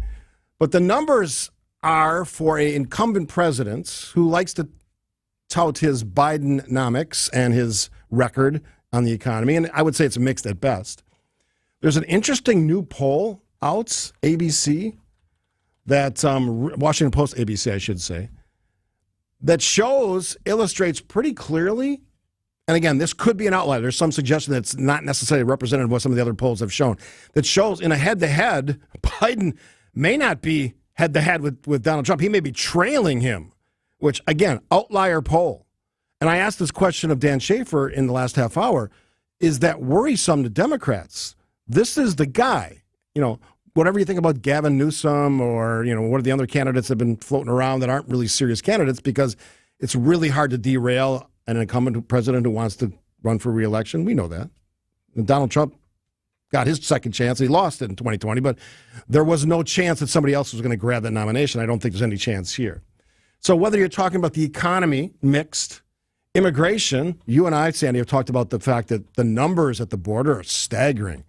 9,000, 10,000 people a day. Some of these images are horrifying because they're processed and essentially they're let go. Not in their own country, but this country, United States. And they're supposed to report back at some point for a more formal legal process. Well, I'm not completely confident that's going to happen. In many cases, it doesn't. So that's one other issue. The Ukraine story. Now, I've been pretty vocal. I support funding for Ukraine for all the obvious reasons. I don't want Russia, Vladimir Putin, trampling over the rights of all the citizens of Eastern Europe because he wants to kind of reassemble the old Soviet Union. So I think, from my point of view, I think the Ukraine decision to fund from our Congress, from our country, is a smart one. But there's disagreement on that, including from other conservatives that I know. So really the question for me is for those of you who support generally Democratic candidates, supported Joe Biden in the last election, or are planning to support him in the next election, which is November of 2024, what is your thought today? Any concerns, fears? Are you worried about the numbers? Because I think the nightmare scenario for Democrats is if Donald Trump is the nominee for Republicans and Joe Biden is the Democratic nominee as everybody thinks, and he loses to Donald Trump, that is a nightmare scenario that not just Democrats, but I think a lot of Republicans, including me, would worry about. 855-616-1620, the old National Bank talk and text line. It's an interesting time in politics. They always are. I mean, we always talk about this is the biggest race of our lifetime, but set that aside. Whatever you think of it. This is one of the most unusual ever. Crazy. Things we don't even know yet because we have all these looming cases next year. And Joe Biden now, apparently, impeachment proceedings, at least exploratory impeachment proceedings, starting in the House that has a slim majority over Democrats in the U.S. House of Representatives. That process is going to start. It's an interesting one because, one, there's been no vote that says we should go forward on this, which is not the way it's typically done. Typically, there's a vote that says, yes, we should explore this. That hasn't happened. The reason it hasn't happened is because Kevin McCarthy, Speaker of the House, doesn't have the votes, but he's going there anyway, at least trying to. And two, there's been no clear link that the conduct of his son, Hunter Biden, has anything to do with the conduct of the President of the United States, Joe Biden. No clear legal connection. There's been a lot of rumors, and you and I both know, we've been doing this long enough, rumors tend to gain a lot of traction in this country just because they're fun to talk about, right? We can spin yarns and we can talk about all the crazy things that happen in this country, but there's been no legal connection.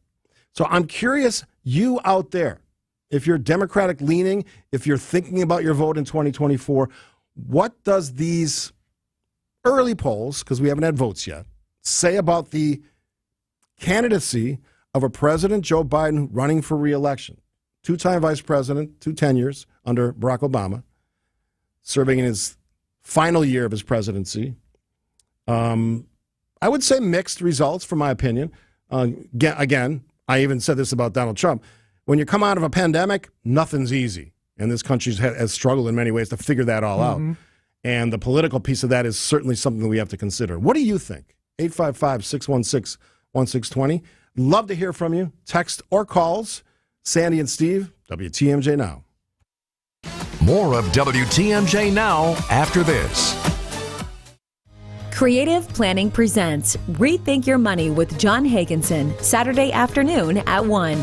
At Creative Planning, we custom tailor your portfolio to help you achieve your ideal financial future. You'll see how our wealth managers work with in-house CPAs and attorneys to ensure your money is working as hard as it can for you. Why not give your wealth a second look? Visit creativeplanning.com. That's creativeplanning.com. Hey, this is WTMJ Steve Scaffidi for Heiser Automotive, driving the wonderful pre-owned Lincoln Corsair. Somebody asked me about it at the tailgate party I was at over the weekend, and it's versatility and the ability hit that button twice on your key fob. Back goes up, you throw your tailgate stuff in, and you throw your groceries in, whatever you have. Very, very easy to use. I talked about the great gas mileage on the way up to Lambeau Field. It says 28, had to be higher than that. Just really economical for a family or an individual who's looking for a pre-owned vehicle that's got low mileage. Here's what else they do for you. 6-year, 100,000-mile comprehensive warranty coverage. 200 points of inspection. Full vehicle history report. Where has that vehicle been? Who's driven it? Any issues previously? 24-hour roadside assistance. If you get in trouble anywhere, they will be there for you. And oh, by the way, they throw in a full tank of fuel, fresh oil, and new wiper blades. That's part of the Heiser experience, and you can find it at heiserlincoln.com, heiser.com, or one of their great locations in southeast Wisconsin. That's why they say every day, today's your day. Russ bought his first home in Wisconsin with a mortgage from Accunet when today's college freshmen were still in diapers. A few Friday mornings ago, Russ emailed saying he and his wife were ready to buy their forever home. And by 4 o'clock, we were all on a conference call with their real estate agent talking about what it would take to write a winning offer in today's inventory-starved market. And then it happened. They met their dream home face-to-face Saturday afternoon and wrote an offer $15,000 over asking, accompanied by an Accunet property-specific pre-approval letter that guaranteed they could make good on that offer without selling their existing home first and without requiring an appraisal. That's right, no appraisal required, which both the listing agent and seller loved. I can't promise your very first offer will be accepted like Russ and Julie's, but I will promise Accunet can help you and your agent craft the most attractive offer possible. Hey, don't settle for a flimsy, unimaginative bank pre-approval. Get started with your rock-solid, guaranteed pre-approval by clicking on the blue button today at accunet.com. WTMJ Now. New polling suggests might not be the easy road to re-election for President Joe Biden. Overall, this is an ABC Washington Post poll, and it's some polls, other polls are indicating this may be an outlier, but it's a poll, so we're going to refer to it in established news organizations. Biden's overall approval at this time in this poll, 37%. In February, it was at 42%. So that is the challenge of being an incumbent. Now, you get natural advantages. Obviously, the party tends to make the process of re-election easier for you. They kind of clear the way during the primaries. That's probably going to happen. I don't see any serious challengers, although it is interesting. And Sandy, you talked about this before with the emergence of Gavin Newsom and Ron DeSantis. Maybe that's a thing. I don't know. Yeah, and the circus continues. Yeah. Hey, okay, why not? If somebody's going to broadcast it and they want to sell tickets and try and raise money, sure. It is kind of nutty, though. They're just going to hold their own thing. I don't know, but I don't know, nutty. It's initiative. Yeah, maybe. I don't know what the ultimate goal there is. Well, here's a, and I don't like conspiracy theories, but if the argument is that Joe Biden is too old and people are worried, maybe it makes sense that Gavin Newsom is putting himself out there. He's a good-looking man. He's led a state. You can argue about good or bad, whatever side you're on how California is doing. It's one of our most populous states. It's one of our richest states. It has an incredibly diverse population. He's led that state for a while. You could argue that he might be the man in waiting or the candidate in waiting, and maybe perhaps that is the allure of a DeSantis because, well, until some recent pollings have kind of knocked him down a bit, he was that guy that could replace either a disqualified candidacy of Donald Trump or for some other reason, whether he decides to run or not. And right now, that's the obvious. A lot of text on this. Let's see, from the 920. Let's see here. A boring old man or a narcissistic old man? At the least, the boring man is stately and dignified and isn't a childish control freak. Thank you for that. Interesting characterization. Yes. We did get a couple of texts about definitely people having a concern about Joe Biden's age. 262, let's get a Dem candidate that's not old as heck. Another one in 2020 from 414 on the old National Bank talk and text line 855-616-1620. 414 texted in 2020, I thought Biden was too old, but he could beat Trump, so I voted for him. In 2023, Biden's age is a big negative. I hope the Dems find a younger candidate for president in 2024.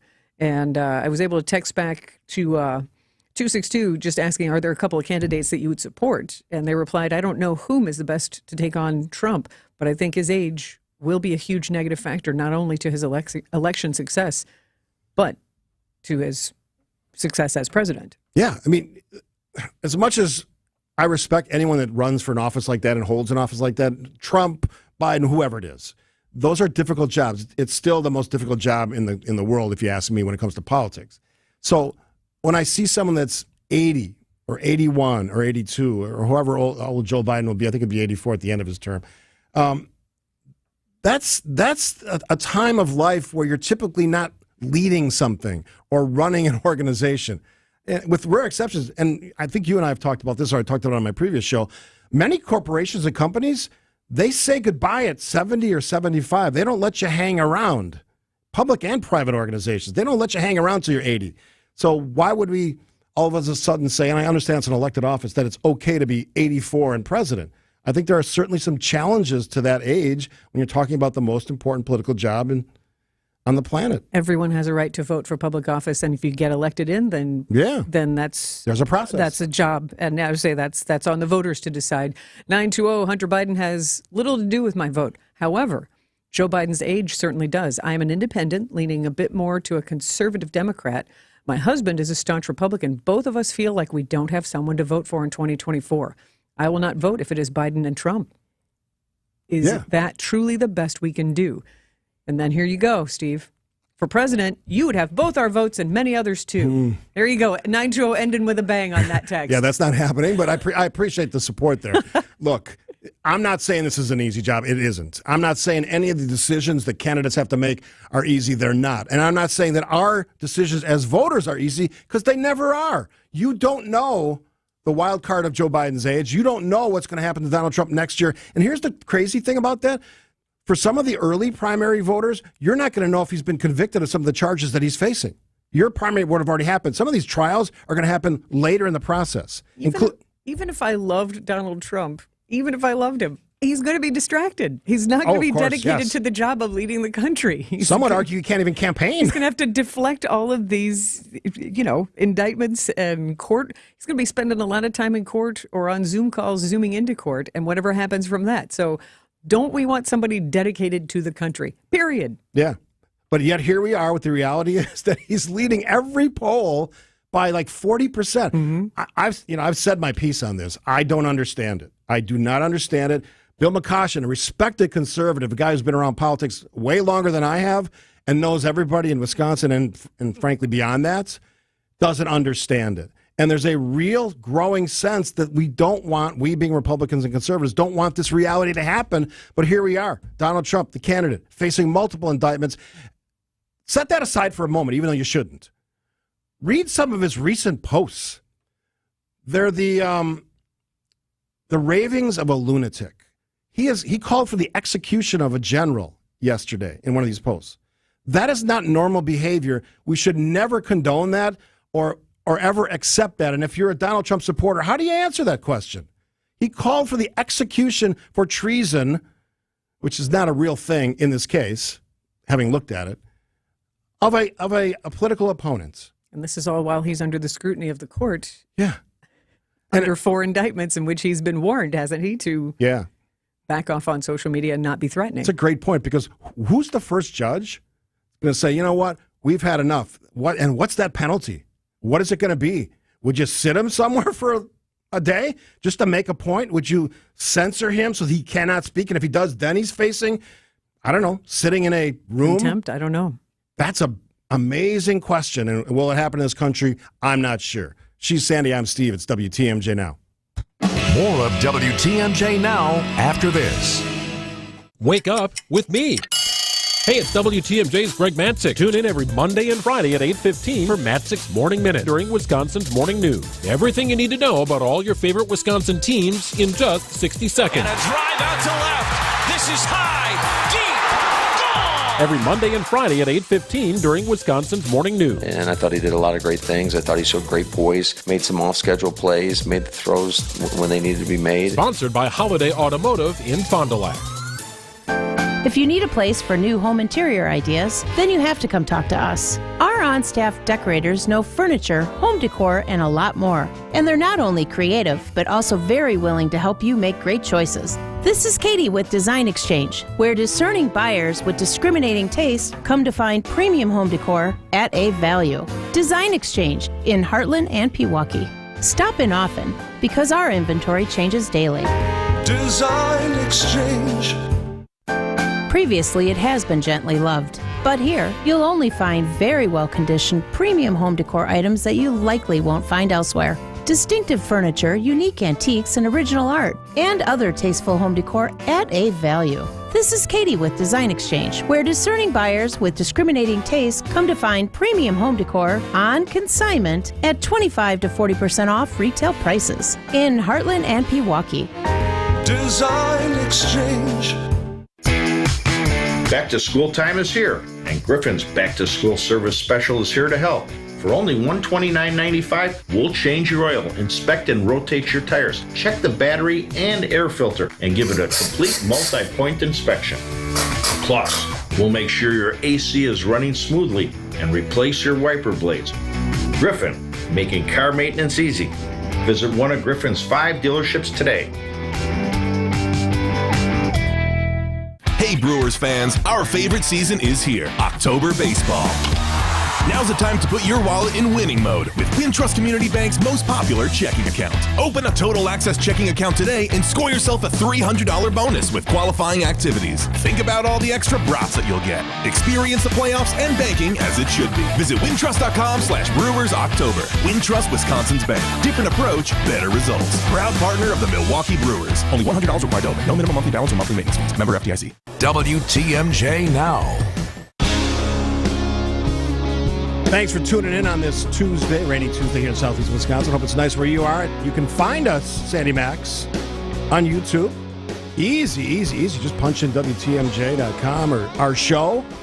And our digital guy was telling us yesterday the numbers are blowing up. People are finding us that way. And the cool part is, for me, people are watching radio. You know, a few years ago, we wouldn't have thought much about that. Now people are watching radio and listening, and I love the fact. So, you know, we'll probably have some fun with that over time. I'll wear a goofy shirt at some point or a goofy hat or whatever. You've got a hat on today, one of our great WTMJ hats. So we'll mix it up for the folks who are watching our program. Also, a lot of love for all the folks who find us on WTMJ.com, just a live stream, just listening out there. We've got listeners all over the place. So thanks for taking the time to listen to this show. A few kind of wrap-up texts. We're going to shift gears in a little bit to some local stuff that's sort of interesting and happening in my backyard, city of Oak Creek, including a strike and a really interesting idea about employee retention, which I love this idea, by the way, and a company that I had a hand in bringing to Oak Creek. We'll get to that in a little bit. Critical text, but I'll read it anyway. You just couldn't help but get into Trump bashing, even though you said you're going to focus on Biden. Please stop, get some better balance. And I responded, we just had a political columnist from the left for a half hour on the program. We've talked about the bad numbers for Biden, and these are bad numbers. He's an incumbent president. I said the exact number. Very low approval rating in the 30s. That doesn't win you an election. In this ABC Washington Post poll, he's trailing Donald Trump, who is facing multiple indictments. Those are warning signs for Joe Biden. We've talked about age. Now, a texter wisely said, Donald Trump's pretty old, too, right? Mm-hmm. We always talk about Joe Biden. In his 70s? Yeah, upper 70s. So he's not a youngster by any stretch of the imagination. So we can be fair about that. But I wanted to read that post that text because it was critical. 414, I'm tired of respectable Republicans claiming they don't understand Trump's support. Just to be grossly generalistic, you could put half of Trump supporters in what I call the basket of deplorables. Right, there's a quote that they're utilizing here. I'll skip the quote. Cue up Dennis Green's quote. They are who we thought they were. I don't indict Republicans, voters especially. You have a choice. Those voters who supported Trump didn't want to vote for Joe Biden. I wasn't in that group. I've told the story many times. I wrote in Nikki Haley, and I will continue to support Nikki Haley probably through this election because it doesn't sound like she wants to go anywhere and it doesn't sound like Donald Trump is going to leave voluntarily from this race. So. It'll be interesting to see her her presence on the stage tomorrow at the second Republican presidential primary in California to see if she comes across as sharp and knowledgeable as she did. Whether you agree with her or not, she certainly had a sharp presence on stage and the presence of a strong leader. She had her moments. Yeah, and people, I said, even Democrats said, ooh, what about Nikki Haley? So I think that's one of those Whereas, game-changer moments. Chris Christie struggled to cut through. There were other people on that stage who didn't cut through, and she was on point. And you reported this morning the latest number, 7 candidates, yes. so one less than the Milwaukee. Everyone other than Asa Hutchinson will be on stage tomorrow. Yeah. And then I know Bill McCoshen will make the point Friday that's, in his mind, 4 too many, because I think he called for 3, which I agree with. If you want to make it easy for Trump, keep having debates with 7 or 8 people, because you split the vote. If you look at Donald Trump's support, the majority of people in the Republican Party are supporting the other candidates, but he's got that big chunk that because of the wide swath of candidates, it's hard for anybody. Fragmenting those voters. Mm-hmm. That makes it difficult. A couple more texts quickly. I'm going to shift gears. Let's see. You know who else is old? Donald Trump. Well, I made that point. Sounds to me more like people want the president to appear more dynamic in public. Maybe his team should stop hiding him from the public. Stutter be damned. Whatever is going on with Joe Biden. I know Joe Biden. I've met him numerous times. I did mainly in my mayor years. I found him to be an interesting, enlightening vice president who shared some of the best political advice I ever got in person. And what was that advice? That advice was the big decisions happen locally. Local leaders. As we are fascinated with national politics, even state politics to agree. It's become the gossip section of a newspaper, so to speak. But he goes, big things, the smart stuff happens in the local level. And I agree with him. As local as your school board, hell yeah. Absolutely. And nobody has a bigger impact on your bottom line tax-wise than your local municipality and all those groups that factor into that tax bill. All right, we are going to shift gears. Speaking of local, some interesting stories out of Oak Creek. One about a strike, and 2, another story about a fantastic way that a company said, you know what, employee retention is a problem. We can do something about that. We'll tell you about what their solution is, and I'll give you my thoughts on whether that might work or not. And I have a little background on the company because I helped bring them to Oak Creek. We'll talk about that and more. Sandy Maxx, Steve Scaffidi, WTMJ Now. More of WTMJ Now after this. WTMJ's Vince Vitrano here. A couple years ago, my knee was acting up. As an athlete, I've played through pain before, but it was getting to the point where I couldn't compete in the sports I loved. I decided to check out Orthopedic Associates of Wisconsin. It's the best decision I've made. I felt no pressure to have surgery. That was important to me. We had choices. I ultimately did choose to have a procedure. I was in and out in just hours and back in action shortly after. I recommend meeting their doctors. Visit orthowisconsin.com today.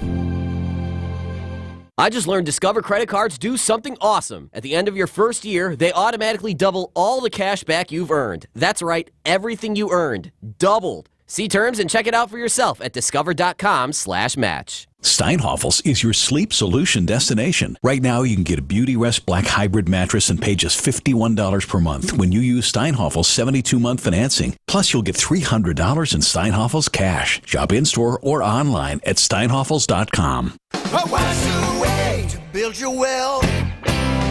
If you want to be sure that you're getting financial planning advice you can trust, work with a fiduciary. A fiduciary should be someone who acts as a steward for you. It means they treat your assets as if they were their own, that they protect them as if they were their own, and that they try to grow them as if they were their own. Now you can take this for what it's worth, but I'm doing all I can to run a firm you can trust. That's why we're a fee-only, comprehensive financial planning firm that doesn't work for anyone but our clients and focuses only on their best interest. By being a steward, being a fiduciary, to help our clients reach their financial goals. I'm Jim Cantrell, and I believe we can show you a wiser way to build your wealth. So go to financialstrategiesinc.com and schedule a no-cost consultation. Financial strategies, a wiser way to build your wealth.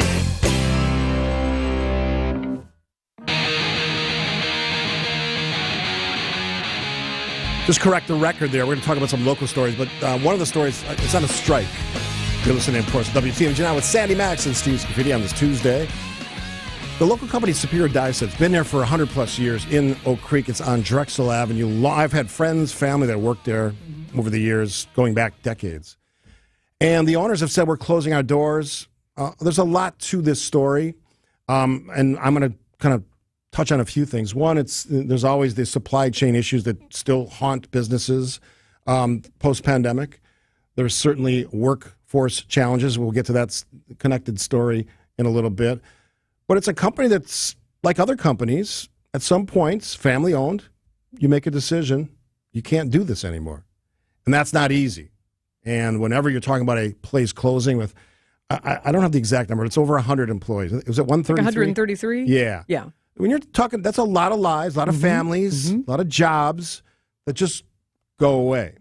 And, their unique role in our economy is like a lot of other small businesses. It's important. Whatever they do, whatever they make, and I know that they have done things with like license plates, equipment, and things of the like. I've known, I said friends and family work there, great company to work for, heard nothing but great things. But at some points, what's the line? Everything comes to an end. Everything ends badly, otherwise it wouldn't end, And I would say this ends badly because you're closing a company and changing the lives of 133 individuals who work there. So that's kind of the reality that I think the economy presents today. There's still, we've talked to Dave Spano many, many times. There's still some uncertainty about where this economy is going, who will be impacted, what the jobs numbers look like, what's the impact on small business. All of these factors are swirling. And this is one of those stories. It's not a great story, but it's part of the reality, the fabric of our country when it comes to the economy. But it may not be over yet, in that True. The layoff is for later in November, and they're hoping that the layoff notice gives a possibility for a buyer to come in and continue operating the Oak Creek plant, because there are 400 employees overall. We're looking at diminishing, but that's 133 people. That's a lot. Yes, I mean it's so not, there's a sliver of hope there. Yeah, you don't want that news, especially going into the holiday season. There's no good time for that news, but this is not the best time. So there's that story, and you can take that where you want to. I'm intrigued by where you, as let's say you're a worker for whatever company you work for. Do you have a sense that the economy and your workplace is trending up or trending down? And this is one of those trending down stories. I'm going to give you a trending up story as well. So there's a great business in Oak Creek called Stella & Chewy's. Mm-hmm. Manufacturer, producer of fresh pet supplies, yeah. And fresh dog food and cat food. I think it's and cat. I'll have to check that. I was involved in bringing them to Oak Creek back in my tenure as mayor. And I met with the CEO many times, and we talked about why Oak Creek. And I said, we have a great new business park there, the Oakview Business Park, just off Howell Avenue and Oakwood Road. And that wasn't an easy decision. I remember meeting with some of their employees at their Milwaukee facility, and that's a big transition going from south side of Milwaukee all the way down to Oak Creek, and there's always transportation issues and the like. Mm-hmm. But what I love about this story is I would put Stella & Chewy's in the category of an employer who looks out for their employees and is very cognizant of what you can do to retain employees. And I love when companies are innovative, creative in how they do that. And the story with Stella & Chewy's is they said, you know what? Why don't we try to keep our employees and offer a bonus or an incentive if they stay for 3 years? And that is a pretty interesting way of thinking about it. We're not talking about $1,000 here. We're talking about, in some cases, $12,000 or $15,000. Mm-hmm. That is the way, whatever you think about the economy, a company, I don't want to say thinks their way out of it, but yeah, they kind of do. They say, all right, we have a challenge. We have to keep workers. We want our workers to be happy. I don't know about you, but if I was working at a plant like that and I had an incentive of $12,000 or $15,000 if I stayed for 3 years and I liked my job to begin with, heck yeah, I would stay there. Or heck yeah, I would go to that company. This is a success story. And I actually reached out to the individual cited in the Journal Sentinel article, which prompted this conversation, and I hope to get him on at some point because I want to talk more about this. But my general sense on this topic, local stories, Superior Dye said Stella & Chewy's is, what a representation of the mixed bag that is our economy, right? So we have one place perhaps shuttering. Right now it looks like that. Another one saying, we got a challenge here. We got to figure this out. We have to get people in this building. We got to keep those people. We got to keep them happy. That's the universe, the spectrum of where we're at as a country. And it's illustrative, even as, I don't want to say small community, but 37,000 people in the city of Oak Creek. It's not Milwaukee.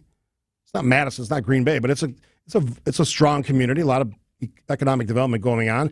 This is an illustration, clear illustration of the challenges we face. I want to hear what you think. So we have that illustration on both sides. Clearly, one negative, one positive. What do you think? And would an incentive like that make you want to work for a company? In my case, if I was looking for a job, I would. Why not? Call us. Text us. 855-616-1620. The Old National Bank talk and text line. Sandy and Steve on WTMJ Now. More of WTMJ Now after this.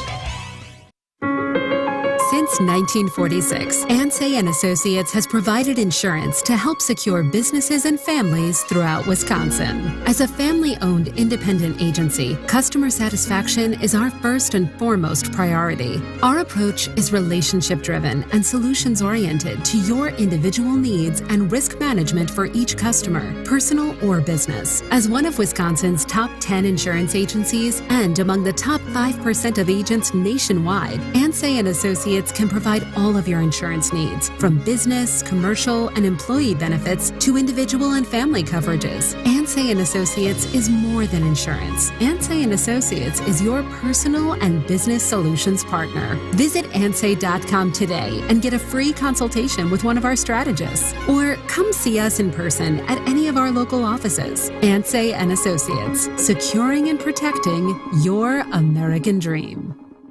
Hey there, I'm Sandy Maxx, and as you're relaxing, getting into autumn, doesn't it sound good to just gaze over 300 acres of serenity and safety along the Bark River? I'm talking about my friends at Three Pillars in Lake Country and their beautiful wooded campus, which would be a gorgeous setting for your retirement. I mean, have you thought about what you want to do? At Three Pillars, a pub, some parks, some pampering. They are expanding and taking reservations for new high-end active adult residences with amenities just like that. A supper club, a relaxing spa, a pub, a dog park, a theater, a fitness center, a spa and a supper club. That is the kind of place I want to live. And your calendar can be as full as you want it to be if you just want to hang out in your space or if you want to socialize. There are 4 different residence styles to choose from, all those amenities. There's nothing else like it in Wisconsin. They open in 2025. They're almost 50% reserved. You still have time to get on their priority list. See for yourself online at their website, threepillars.org. Fleet Fest is kicking off this Friday for 3 days only at Fleet Farm. Find in-store only deals on top brands and fall favorites, like 10% off select hunting gear, power tools, and wild bird feed. And get 20% off select workwear and fishing gear. Plus, mark your calendars for free pumpkin painting this Saturday only from 10 a.m. until 2 p.m. Don't miss deals and fun for everyone in the family this weekend at Fleet Fest. We have what you need for your everyday life. Fleet Farm. Exergen thermometers are a top choice of medical professionals at highly ranked hospitals across the U.S. Accuracy matters, so make Exergen the chosen thermometer for your home and family. Are you tired of being tired? Go to adventknows.com. The workplace has changed a lot thanks to technology, and more recently, the shift to a flexible or remote schedule. Your business must adapt to maintain a great culture, attracting quality candidates and keeping them. You need Smart Spaces. The team of interior integrators at Smart Spaces brings creativity and expertise, assessing the walls, ceiling, lighting, flooring, furniture, and audiovisual systems to create places that matter in the modern world, fully functional for those in the building and for others to interact remotely. Get started today at smartspaceswi.com. Charge into October. Get your Brewers postseason tickets now. Secure your spot and prepare to unleash chaos, make mayhem, and watch stars come to life in the spotlight of postseason baseball. The Brewers moments you live for are coming. Make sure you don't miss a single pivotal pitch or season-changing home run. Get your Brewers postseason tickets now at brewers.com/postseason. It's WTMJ Now. Sandy Maxx is pleased to be telling a story about 2 different stories, vastly different in the city of Oak Creek where I live. And basically one Superior Dye set facing a closing down later this year, 133 employees. And another story, more positive leading story, although there's a negative to this as well, a company that's faced significant employee turnover, like 62%, I think, in the year 2022. That's always a challenge for any manufacturing business or producer, in this case of pet food and pet supplies. So they had an interesting idea. They said, you know what, let's talk about retention. It's not just about the new employees. How about the ones we already have? Keeping them in the building, offering incentives to do that. I love the idea because it's looking at it in a different way. And if you figure out, it's someone who's used to hire people for a living in my previous life a couple jobs ago, the cost of replacements pays for these incentives. It's expensive to hire people, to train them, to outfit them in whatever their needs are to perform that job, whether that's a vehicle in many cases or a cell phone, a smartphone, all the tools, computer, laptop, computer. It's cheaper to offer an incentive to an employee who, but then, by the way, after 1, 2, 3 years, in the case of Stella and Chewy's, knows the job probably pretty well. So the training piece might be essentially done. There's always some additional training you can always benefit from. But they've learned the job. They know the company. They like the people they work with. And I was just going to note something in the story that I was reading from Stella. This one is from the Business Journal. The individual I reached out to, his name is Bruce Larson. And I hope to have him on the show because I like his attitude. And simple as that. I just like the way he approaches things. His job title, Chief People Officer. I'm reckoning that a lot of companies don't have a Chief People Officer. Now, you can do clever things with names, and it's probably in the old... Well, they are a pet company, so... Yeah. So if there's a chief pet officer, I might like that job. Yeah, I think they're differentiating from pets and people, certainly. But I just love the fact that that outlook is employee-friendly. You and I were talking about CEO pay yesterday. This is another big piece of this. Keeping your employees happy. You can talk about compensation, you can talk about all that stuff, but in this case, they're at least thinking outside the box, overused term, cliche, to some degree, but they're trying to figure out a way to keep the people happy that work for you. And when I talk to CEOs or anybody who's running a business nowadays, the biggest thing they're facing is just getting good people in the door, let alone keeping them. And if you have a clever way, a unique, novel way of saying, you know what, stick around. We'll teach you the job. You'll like the workplace. We're going to incent you for that. And it's cheaper, by the way, bottom line, company position, than having to continually hire people. You know, just the amount of money you spend on running ads, hiring recruiters, doing the interviews, putting people up in hotels, paying meals is astronomically expensive for companies. And that's not even the time of productivity that's being lost by... Yeah. Or no, I shouldn't say lost, but that's being spent on interviewing and reviewing. And any company will tell you, you lose part of your workforce, your end product could suffer for a while, or at least be delayed. You're not getting the product out the door quickly or a service. So that's the big thing. Oak Creek Company weighing in on how they're doing things. Mike from Heartland, a positive workplace culture really helps retain employees as well. Yeah, I agree. I have never been opposed to that. It's one of the reasons I love working at GKB. I don't know how you feel. I think this is one of the most positive workplaces I've ever worked in, and I've had a few jobs. But money does help. I will say that. Of course it does. Because there are more than one stories in my circle of people who couldn't get raises, left a job, but those people who left did so much work that they were replaced by 2 people. Do you realize the amount of expense that was instead of just giving somebody a 4 to 6% raise? Yeah. And for their loyalty and for their hard work? So this is refreshing, and it's a sad state of affairs that Stella and Chewy's is so revolutionary. Sounds so strong in this day and age of strikes, but that it is so refreshing to hear, and hopefully other companies will see that this is a different approach, a creative approach. Because it is long-term, because we saw somebody on the talk and text line, Old National Bank talk and text line, 855-616-1620, who was understandably skeptical. Oh, sure, as soon as how do we know they'd even make it to their 3-year, this plan is stay there 3 years and you can get between $12,000 and $15,000 because you would train in different departments for the first 2 years and find your space and be happy, and that would be the bonus that you would get. I understand the skepticism of, what if they can you after a year? Yeah, I would assume there's some sort of a contract or some sort of an agreement that goes to that. But this is a nice, refreshing, creative solution to address what we hear all the time as staffing shortages and attract and retain. Absolutely. A texter makes the point that a couple people made on the text line, the Old National Bank talking text line, or you could just raise the pay by $2 an hour. I'm not sure if that would be enough to do anything.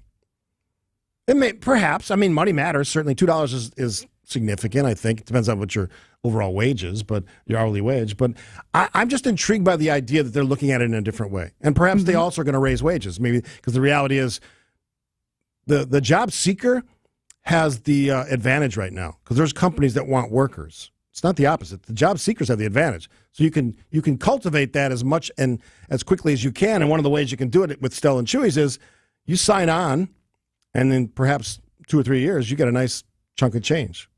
You sign on any other job, you may have a good, decent wage, but you're not getting a $12,000 bonus. So that is a distinction I think they're making. And I can tell you from firsthand experience, the employee experience at Stella and Chewy's is pretty rock solid, pretty good. And I've seen some of the numbers on how they measure that. They keep their employees happy. Wow. On the Old National Bank talking text line, 855-616-1620, Ed from Waterford texted in his grandson works for Deloitte.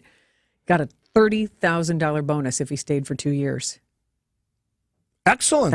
That's a bonus. Yeah. That's a chunk. That is keeping your employees put a smile happy. on my face. Absolutely. $30,000. But I'd take that. All right. So we're gonna shift gears, but also a positive story, a very cool story about a local mailman. I heard this story, I listened to it this morning.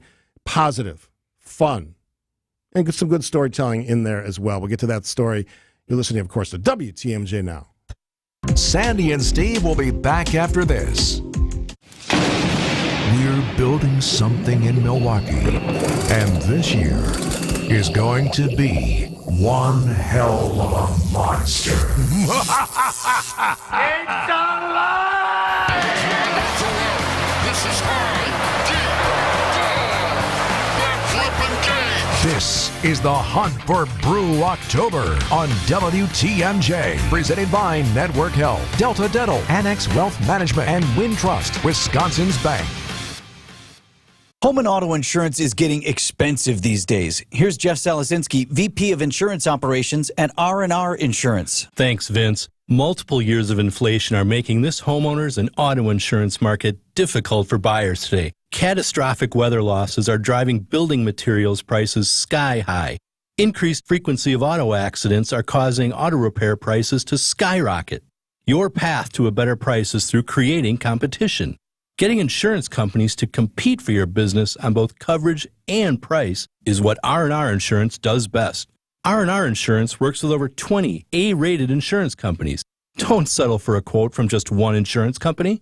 With 48 years of stability, local family ownership, and deep industry knowledge, R&R Insurance will be focused on you and will make sure your family has the right protection and a competitive price. At R&R Insurance, we know home and auto insurance. That's Jeff from R&R Insurance. Thanks for the great info, Jeff. After a crash with a semi-truck, everything can change instantly. At Gruber Law Offices, we have the knowledge and experience to make sure you're protected. And we're here to help whenever you need us. Gruber Law Offices. One call, that's all. Looking to do something new with your savings? Get old with a money market account from Old National Bank and earn a 5.15% annual percentage yield. Whatever you're saving for, Old National is here to put your money to work today. Earn 5.15% APY with our 9-month introductory money market offer valid through September 30th, 2023. To earn the promotional rate, account must be funded with a minimum of $10,000 out on deposit at Old National as of July 31st, 2023 within 15 days of account opening. Learn more at oldnational.com or visit a local banking center today. Member FDIC. Old National Bank. Get old. Hey, WTMJ's John Mercure here. Upgrade and transform your current bathroom space with Sidex Window Siding and Bath. The best in the business is Sidex.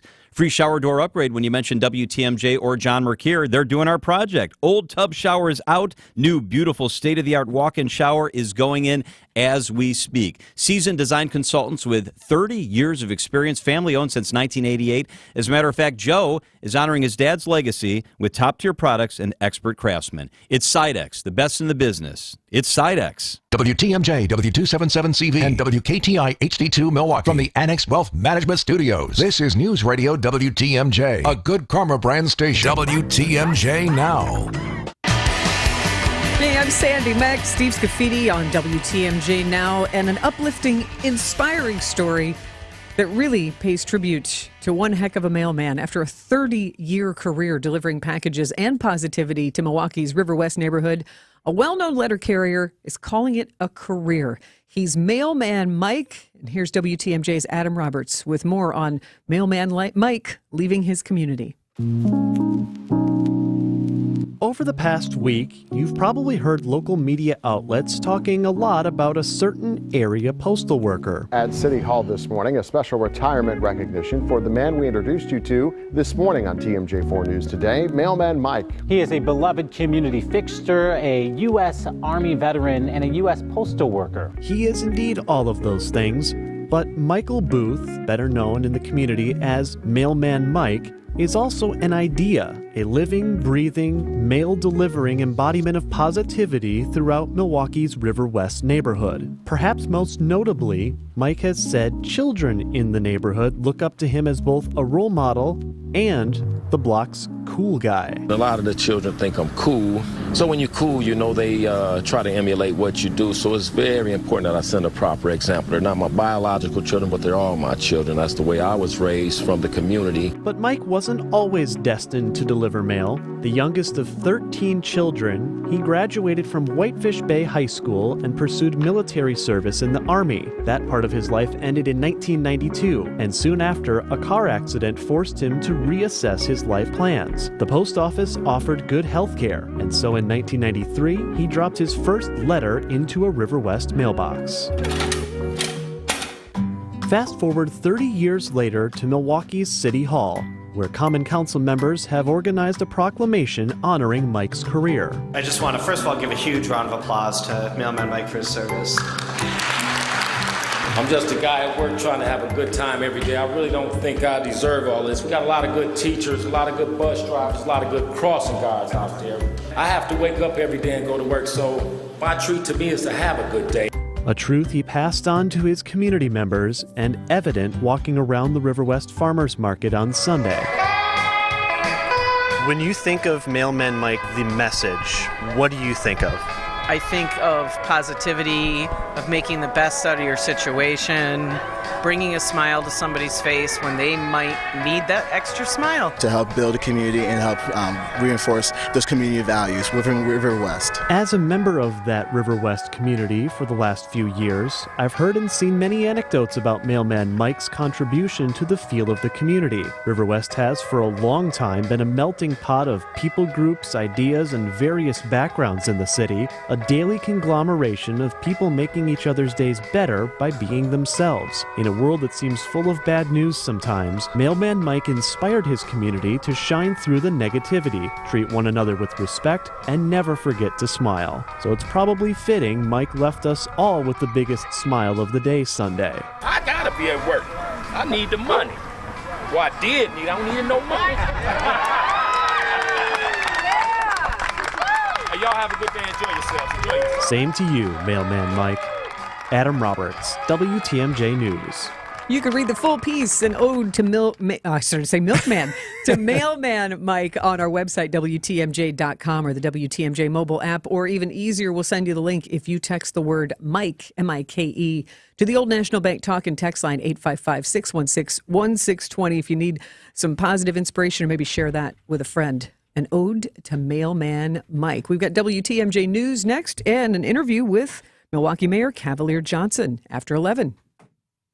More of WTMJ Now after this. This is the year to buy the woman you love a big anniversary diamond. What's a big anniversary diamond? A big anniversary diamond is any diamond that's at least twice as big as the one in her engagement ring. Why twice as big? A big anniversary diamond says, I love you twice as much today as the day I married you. People are always so happy when they see the price we can give them. Kessler's has wonderful prices on 1 carat, carat and a half, 2 carat, and 3 carat big anniversary diamonds. People will ask you about your big diamond everywhere you go. So big anniversary diamonds are the hot new trend? It began with men buying big anniversary diamonds for the women they love. But now it's gone to a whole new level. Women are now buying big anniversary diamonds for their men. Women are saying, 2 can play that game. I like games that 2 can play. Everybody likes games that 2 can play. Welcome to Kessler's. For the location nearest you, go to Kessler'sDiamonds.com. Get your rock-solid guaranteed pre-approval to buy at ACCUNET.com. Sorry, Fred Bird. It was all over for you before it started. Let's just get this over with. The Cardinals are in Milwaukee with coverage starting at 6:05. This series is sponsored by MATC. The Hunt for Brew October is presented by Network Health, Delta Dental, Annex Wealth Management, and Wintrust, Wisconsin's Bank, on News Radio 620 WTMJ Milwaukee. At 11 o'clock, it's 67 degrees and raining. Mostly cloudy today. Rain and thunderstorms likely through the day and a high of 68. Tonight, mostly cloudy. Showers likely to continue. And a low down to 64. From the WTMJ Breaking News Center, I'm Vince Vitrano. Our top story, the hunt for Brew October is on. With a win tonight at American Family Field or a loss by the Cubs in Atlanta, the Brewers will win the National League Central Division crown. The Brewers will have a chance to clinch at home tonight, in front of the fans and, of course, in front of Mr. Baseball, Bob Uecker. Now Uecker gets to call us. You're excited about that, and it makes you happy for sure. Manager Craig Counsell tells Wisconsin's Morning News the best part is knowing that Ueck's going to be there all through October. We've all had that thought on our mind, Bob, calling World Series games and having that shot to do that. And the Brewers are going to the postseason again. Eric Bilstead, WTMJ News. They're the Central Division champions. Hope to hear it tonight. Our coverage of the Brewers and Cardinals begins at 6:05. First pitch just after 6:30, and there are tickets still available for American Family Field, tonight's ballgame. Happening right now in Green Bay, Taylor Schabusiness is being sentenced for the murder, sexual assault, and dismemberment of Shad Dirion in February of 2022. Schabusiness was found guilty of all charges in July. A request to postpone the sentencing hearing was withdrawn by her attorney. First-degree intentional homicide conviction carries a mandatory life-in-prison sentence, though a judge can set a potential date for when Schabusiness could first seek parole. In February, Schabusiness attacked her attorney during a court hearing. New this morning, Milwaukee police officer in serious but stable condition after a hit-and-run crash on the city's north side. Squad car struck 35th and Meineke by a vehicle that blew through a stop sign. The people inside that vehicle fled the scene on foot, and police are still looking for those suspects. 3 sheriff's deputies recovering from burns suffered while disposing of dynamite found in Beloit. The injuries are not life-threatening. The deputies are actually from neighboring Rockford, Illinois. They were assisting the Rock County, Wisconsin Sheriff's Office. Captain with Rock County said the dynamite had been discovered after being on the property for some time, but it's not clear how the deputies sustained those burns. Is he standing with or siding with striking workers in Michigan? President Joe Biden expected to arrive any time in Wayne, Michigan, to join a United Auto Workers picket line with questions about exactly what message he hopes to send. The White House insists President Biden is not getting involved in negotiations between the UAW and automakers or officially siding with the striking workers, even as he travels to Michigan today to join some of those auto workers on a picket line. Press Secretary Karine Jean-Pierre said repeatedly on Monday that with this visit, the president is standing with the auto workers, but it's up to all the parties involved to work out an agreement. Still, she indicated what the president would like to see in a deal. This is the president that's made very, very clear that he believes that corporate profits should lead to a record UAW contract. Karen Travers, ABC News, Washington. Former President Donald Trump plans to visit with union workers tomorrow. Time for news about your money. WTMJ Annex Wealth Management Market Update. Red lights across the board here. Dow Jones Industrial Average down more than 300 points right now at 33,693. S&P 500 off 51 to 4285. And the NASDAQ right now sitting at 13,094. That is down 177 points. Navigating the markets is back and scheduled for Mequon, Madison, Brookfield, and Appleton. Get set for what's next. Details at annexwealth.com/events. Sports, traffic, weather are next. Siding Unlimited, WTMJ News Time, 11:04. Champagne's not as cheap as ginger ale, and you can't buy caviar for the same price as candy. But right now, you can buy high-end Beautyrest and Sealy Posturepedic mattresses for nowhere near high-end prices. Hassleless Mattress is clearing out a handful of premium floor models. These mattresses are the best, and you can get them for way less. Like the Sealy Posturepedic Glendale Falls Queen was on sale for $955, now just $362. Or the Beautyrest Windsor Isle King was on sale for $2,077, but the floor model is just $623. free. Plus, save big on a Beautyrest Advanced Motion Adjustable Base. Was $9.99, now just $377. It's like buying a Rolls Royce for $10,000 just because it sat on the showroom floor. Selection is limited. Only a few floor models are available at each Hassellist location. And when they're gone for good. Find a self-service, employee-free showroom near you at Hassellist.com. Sharpen your investment and retirement strategy at the Annex Wealth Management Navigating the Markets presentation. What are the headwinds for portfolios in excess of $1 million? Will the long-awaited recession actually happen? And what can you do to calibrate your portfolio? Navigating the Markets takes place October 5th at the Sharon Lynn Wilson Center for the Arts in Brookfield. This premier event is open to everyone. Complete details and sign up at annexwealth.com/events. The American economy is at a critical juncture. What's next? Join us for Navigating the Markets from Annex Wealth Management. I know you have a great dog, right? But you know there's room for improvement. At Sit Means Sit Dog Training, we can help. Our attention-based training system uses modern technology to help you better communicate with your dog, even in high distraction. When you schedule a free consultation with us, you will have the opportunity to see our training in action and meet for yourself our happy dogs off leash and under control. Contact Sit Means Sit today at 262-361-3641 or find us on the web at sitmeansitwaukesha.com to schedule your free consultation so you can have a happy, confident, and obedient dog.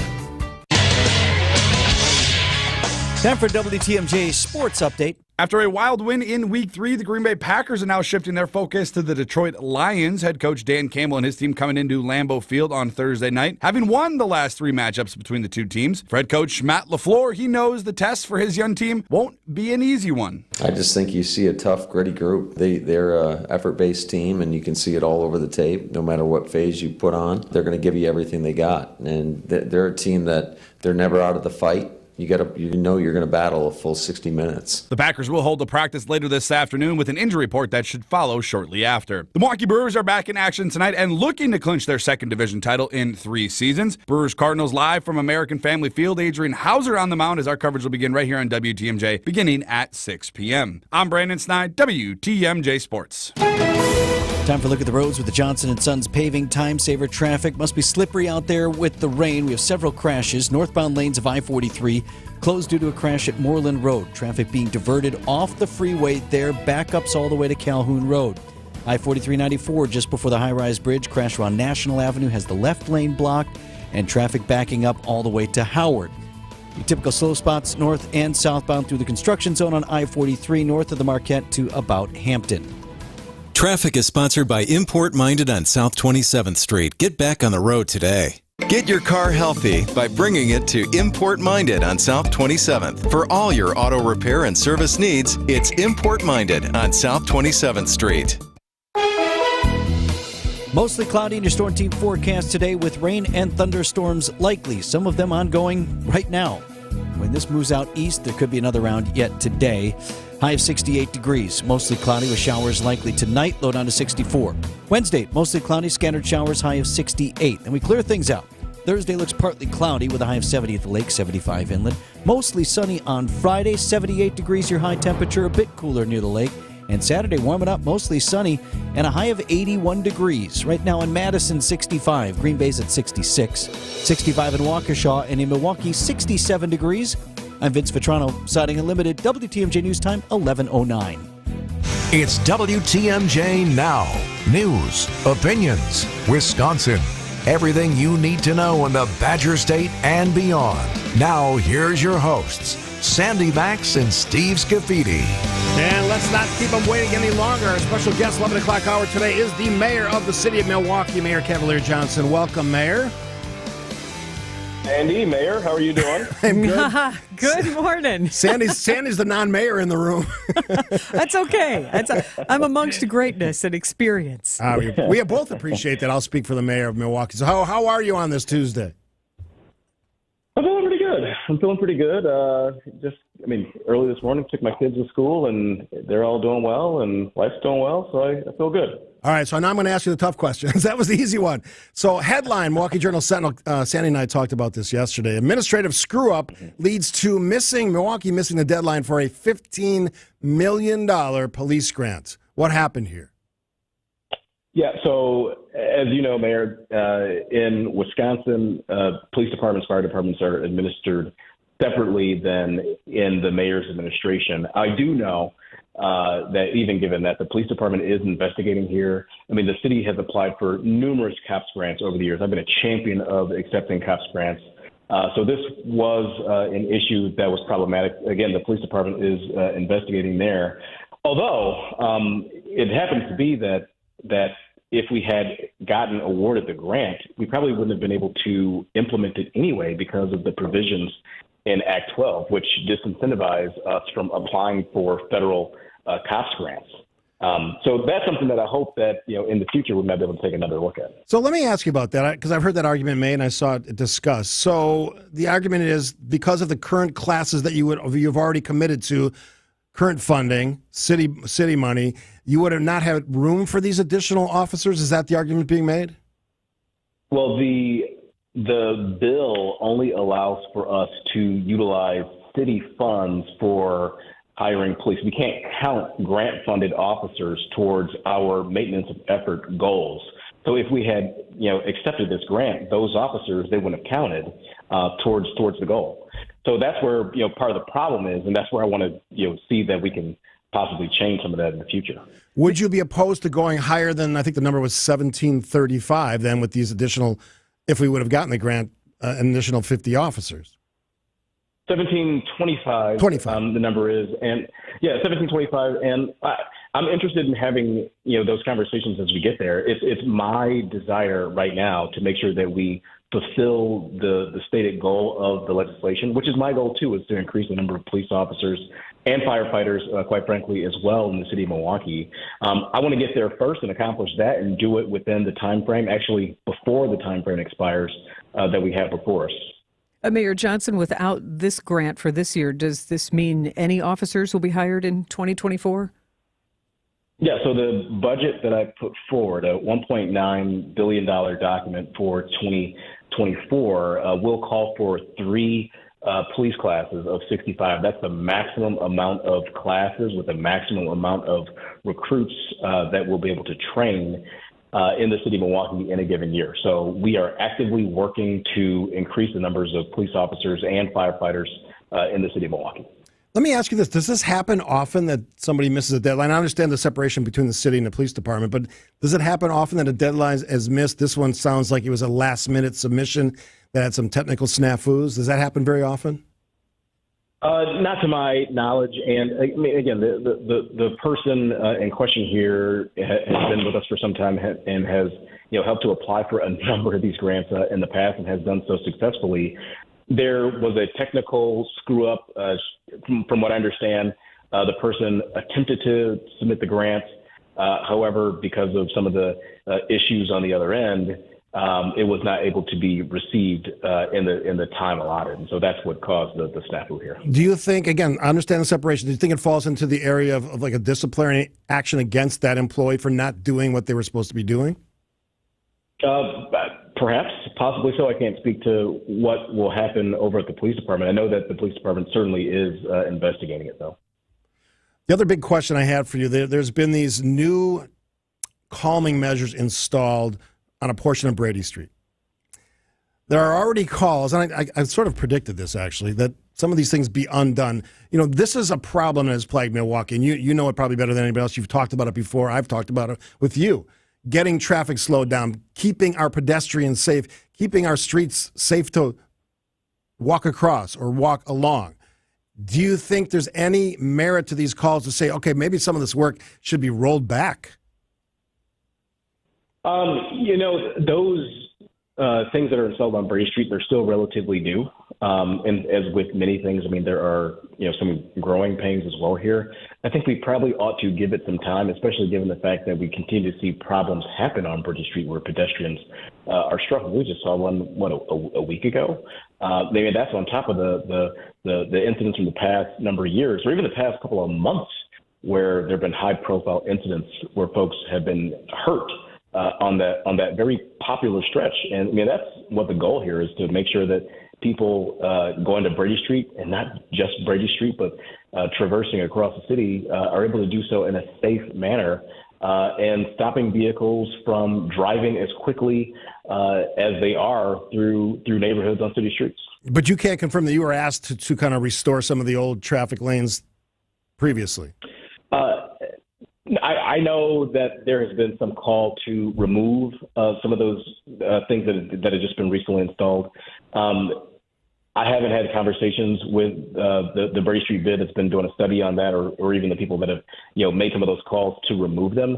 I say, given the fact that we've had the challenges that we have had on Brady Street, I think we probably need to take a beat and not turn around and uninstall what we just installed. Let's see if we can get some traction first to slow down some of that traffic down there, because I don't want to see more people getting hurt on that popular street that people go to for nightlife and entertainment and shopping and dining and everything you can imagine in the city. Mayor Cavalier Johnson joining us on WTMJ now. Real quick, because I know you're a busy guy and you got a lot of things on your plate. Have you had an official position on 794, the removal, the replacement, the renovation, what that might look like? Do you have an official position on what your take is on how that plays out? Well, we're still getting information. I know that the Department of Transportation has worked over the course of the past several months to get feedback from several interested parties, constituents, all along the route here to get what their feedback is. And I'm interested in continuing to explore what that looks like. So we're still in very much a listening phase here. And I think we'll continue to do so until we get to such a point where we're in a position to make a decision on that. I will say, though, that it's been my desire as mayor, as a candidate for mayor and the like, to work to make sure that we have streets in Milwaukee that are more conducive to safety for pedestrians and more development across the city. So those are things that I hold dear and want to see happen in the city. And Mayor Johnson, this kind of dovetails into, I'd like to ask you how the Office of Prevention, Violence Prevention, is going to evolve into the Department of Administration, become the Office of Community Wellness and Safety. What do you see some of those big differences will be moving forward? Sure. And so I have said all along that no one individual, no one office is able to stop or prevent all episodes of violence happening in the city or in any community. It doesn't matter if you're, in the mayor's office or the police chief or the school superintendent or whatnot. All of us need to work collaboratively together to do that. And I think putting the Office of Violence Prevention, that's now the Office of Violence Prevention, into the Department of Administration presents an opportunity with this new Office of Community Wellness and Safety to bring more partners together and to get funds out the door quicker so that we can have a faster impact on issues around safety and public safety in Milwaukee. I think DOA, Department of Administration, provides an opportunity to be more flexible, more nimble for that office, and that's what's required for the scope of work that they do. Milwaukee Mayor Cavalier Johnson, always appreciate your time. Sandy, Mayor, it's always great to chat with you. Thank you. All right, let's do it again down the road. Milwaukee Mayor Cavalier Johnson. We'll take a break. Anything but sports with Anna and Jesse coming up. An important dress code conversation you don't want to miss after this. Hey, Wisconsin, winter is right around the corner. Get your house ready before the cold hits. WTMJ's Jeff Wagner here for Wagner's Home Improvement Showcase, brought to you by senior real estate specialists Bruce and Jean Nemovitz, Hair Construction, Current Electric, Outdoor Living Unlimited, and Kohler Services. Join us every week to discuss ways to weatherproof your home here on News Radio 620 WTMJ. If you can't catch us live, visit Wagner's Home Improvement Showcase under Features on WTMJ.com. Hey, this is WTMJ Steve Scaffidi for Advents. Told you about it. Snoring issues, tossing and turning, restless nights of sleep no longer. Put it simply, my nose wasn't working the way it should. I did something about it. I went to Advent, quick 30-minute visits. They put me at ease. The docs explained it to me. We did a really simple sleep study at home. They determined the root cause of my problem, my sinuses and nasal passages in my breathing triangle. After a short procedure done in office, I'm back to breathing well, and my wife and I, thankfully, she always says she's very thankful about that, back to sleeping through the whole night. If you struggle with restless nights like I do, take the time to see how Advent can help. To find out how breathing well and sleeping well can make your nights better, go to adventknows.com. Schedule an appointment today. One of the best decisions I ever made. That could be you, because Advent knows when you breathe well, you live better. So if our mom was looking for a new sofa, what are the top things that you would recommend that she look for in a new sofa? Ben and Arvid Huth, brothers and owners of Penny Mustard Furnishings. Kid and pet friendly fabrics, sure. Eliminate headaches, eliminate spill problems, clean it up. That stuff is so good nowadays. I would say quality foam. You need a quality foam in there in order to last and the comfort to maintain. Maybe the exact same thing, just explaining it a little different, is sit down on that sofa and make sure it feels good. Sure. Pretty is great, but it's got to be comfortable. Yep. When you're sitting in it and watching a 2-hour football game, you want to feel good. Yep. And I would say a well-built frame, something that's structurally sound. Yes. And made in the USA. We make fantastic sofas in the United States. We always have and we always will. It's an easy way to sort poor quality from good quality. Penny Mustard Furnishings. See more at pennymustard.com. Did I mention quality foam? I think you did. Okay, good. I don't want to miss that. That's an important one. It's very important to me anyway. And it would be to mom. WTMJ Now. Oh, I wasn't aware they had walk-up music. Anna and Jesse, Anything But Sports, joining us in the studio for what I call an all-important dress code conversation. There's actually a lot of news about this. The senator from Pennsylvania, John Fetterman, is, historically speaking, just blowing up the dress code, showing up in like workout clothes, when typically that's been a suit and a tie tradition for as long as there's been a Congress. So I think it's not only relevant in that sense, but I wanted to get a sense of what you guys thought about just workplaces in general, dress codes. But Anna, I have to say, because I've worked in radio my entire career, and I've worked in promotions and events, so you are wearing a 620 WTMJ t-shirt that you can see if you watch on our YouTube channel at WTMJ.com. I always maintain, because I was loading boxes and counting t-shirts and doing the warehouse and driving the truck. I was like, look, if I'm wearing a logo, I am professionally dressed. As long as I'm repping the station, then I am professionally dressed. Even if it's a t-shirt and shorts, like I am repping. So I feel like even though you're casual, you got the logo on, you're repping. I will say that I'm the worst dressed person in this office. I disagree. I don't know about that. I've seen some others that are questionable. Jesse, don't disagree too hard, because then you're going to have to say who is. That's true. I am a hard stickler on I can do my job no matter what I wear. I'm also not partner facing, like pretty much at all. I work behind a computer most days. Most of my job is sending emails, setting up interviews, and stuff like that. So I personally wear almost leggings to work every single day with, I don't know, a sweatshirt, a t-shirt. Sometimes I'll wear jeans if I'm feeling real crazy. But I think I can do my job no matter what I'm wearing. What's your shoe game? You never worn slippers, have you? I got a good shoe game, I think. I think I have a great shoe game. All right, She's got Jesse, a great sneaker collection. You're people-facing. I am. So what do you think about the dress code? In life and in my position? I am You're just... office manager, yeah. So you're the first person you see through the glass doors. Yes, and I have always just been a fan of professional dress as part of my personal style. It's something my mom has taught me well, so starting to borrow a lot of her clothes for, first interviews and things like that. I've kind of adopted a lot of her personal style, which happens to be professional dress. So I enjoy it. I like when other people are in it, and I like when other people are comfortable in whatever. I will agree with you, Sandy, on the comment of repping any logo counts.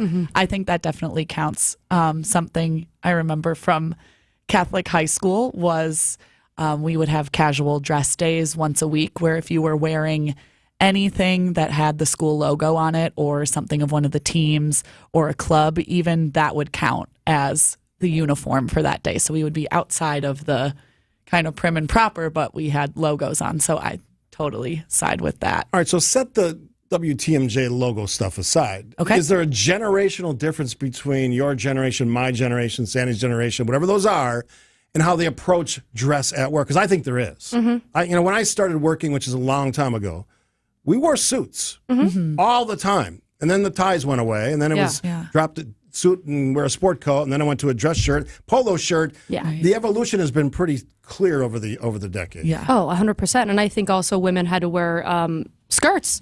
Like I know my mom said when she had to work, she was wearing skirts and like no pants. A dress coat or whatever the heck it's called for women. So it's that kind of aspect. I don't know. Now I think most men here at GKB wear like a polo.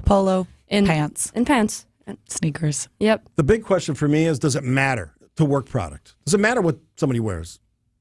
I think there's an extent to this that we could all agree on. Okay, so what is it? Well, I would say that the terminology for business casual is very broad now. So that can include a whole umbrella of things, from including a tie to being a t-shirt and pants. I think no PJs, no defined PJs in the workplace. What are some other lines we don't cross? What do you think? Well, I also think business casual at least at GKB is a lot of people wear jeans here and just a nice shirt, and that's totally acceptable here. Or I think is where it gets more important is when they have a partner coming in to the meeting, or when you're meeting someone. I think on the day. Yeah, I think Jesse's seeing people first right out the bat is a role that needs to be dressed up for, or what she wears is perfectly fine. I think it's when you're on the back end of things like I am, it's where I'm like, why do I have to dress up? Is there anything that you've seen, and you don't have to be specific, I don't need names, but in our workplace or in a previous workplace that you think obviously crossed the line, but the person that was wearing it did not think so?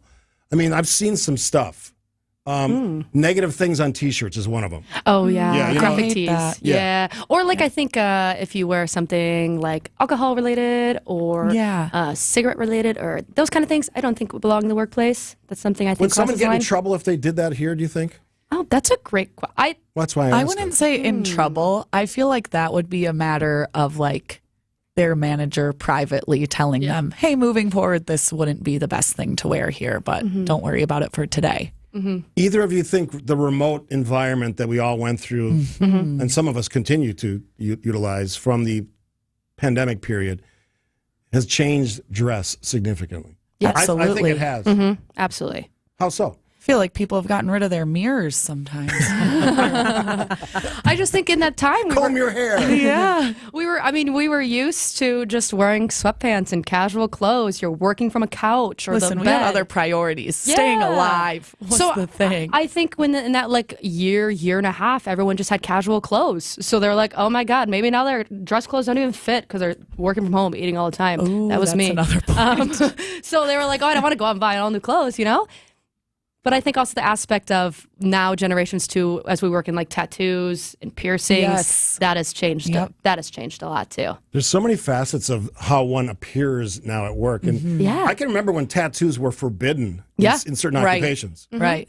Including some places that I worked. Yeah. And that has evolved. I love police officers, but there's police officers that are heavily tattooed. Sure. Yeah. Or doctors. And often people, or doctors. Lawyers, whatever. And people think nothing of it. So you don't think it impacts work at all? No. It just impacts perhaps the perception of the person that's looking at you. Yeah, definitely. And does that matter? I think that's a personal decision of like, does it matter to you that somebody is going to, I know for a fact, some of the old folks at the church I grew up in perceive me differently for having tattoos. I'm okay with that. I also know that it hasn't affected me professionally. Maybe they think it will, but that's not the reality. So I think just choosing what you're personally okay with and what you're willing to go with as your...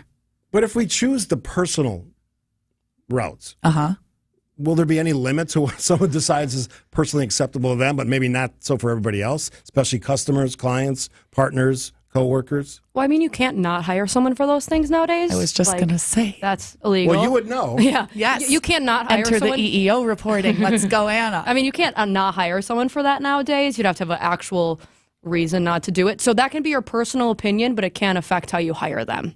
I love how you bring it back to the legal. That's good. Knock it out. All right. Have we solved this? No, because I think it's going to continue. It's going to continue to devolve. I think it's going to change as the older generation, no offense, is passing away. She says as she looks at me. You're not that old. Apparently you're dying. Thank you. So. But it's gonna get better. I mean, as I know, like someone like my grandma who hates my nose ring, I know I'm never gonna change her opinion of why I wanted to get it or why I have it. But I think it's gonna continue to change. I still have a job with my nose ring, and I can still do my job with it.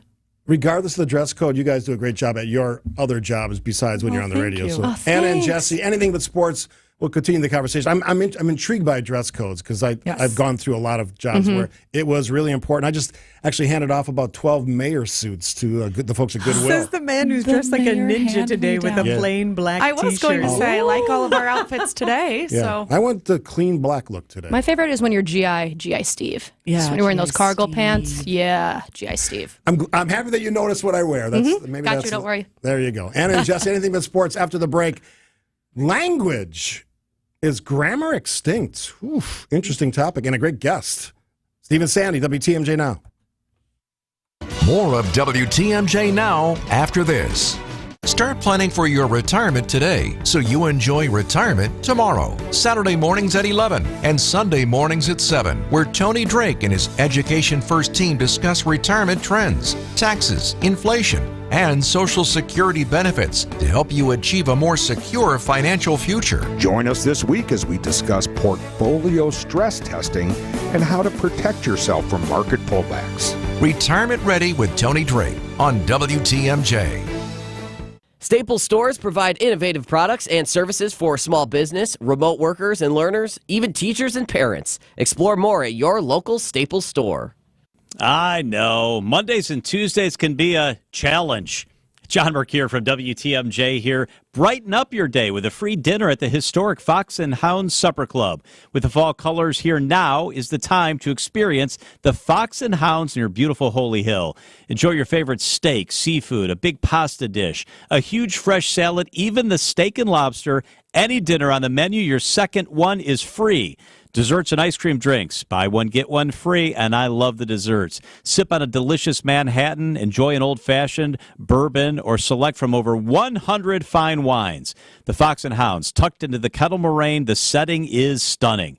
It's just off Highway 167, 2 miles east of the famous Holy Hill Shrine. The drive through the colorful Kettle Moraine Forest is breathtaking, a Wisconsin must-see. Escape from your kitchen tonight with a free dinner at the Fox and Hounds, voted the best supper club in the area.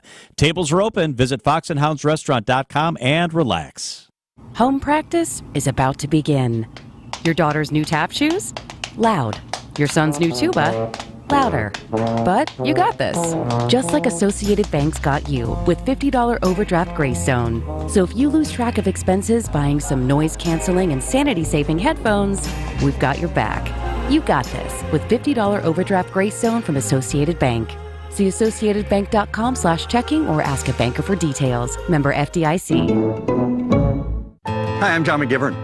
If you're looking for a Medicare plan with freedom and flexibility, choose a Network Health Medicare Advantage plan.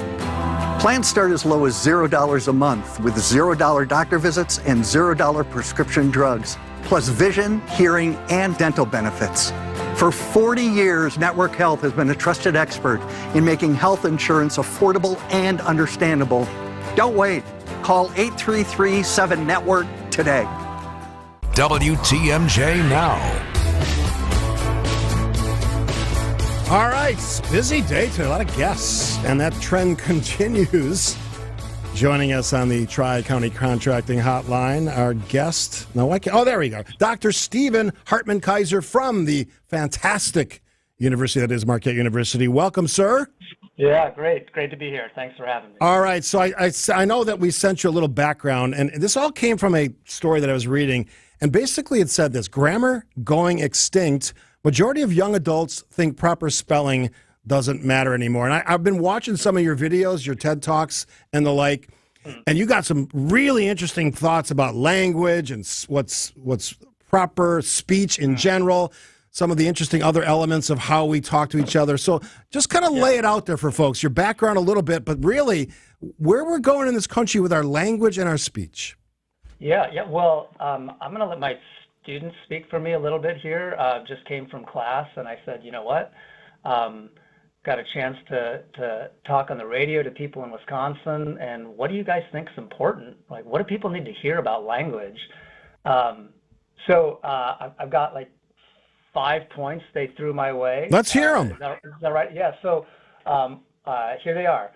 Language change will always happen. And actually, I just was catching, I think, the tail end of your conversation. You're talking about changes in sort of workplace. Yes, dress fashion, code. Dress right? code. So, I mean, there's some interesting corollaries. There's not a perfect analogy, but language change will always happen. Number two, writing is different than speaking. Number three, the most important thing is to get your point across. Intelligible, effective communication, which is not the same thing as proper grammar. Number four, sometimes language difference is labeled as language deficit. And then last two are sort of more specific.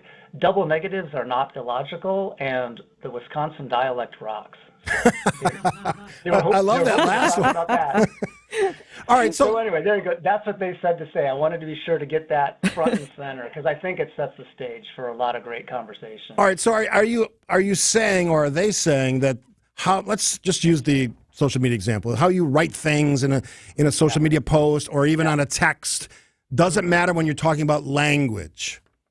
Yeah, so right, they're really attuned to the differences between like writing and speaking, and even the differences within writing, right? So writing an essay is different from writing an email, is different from writing a text.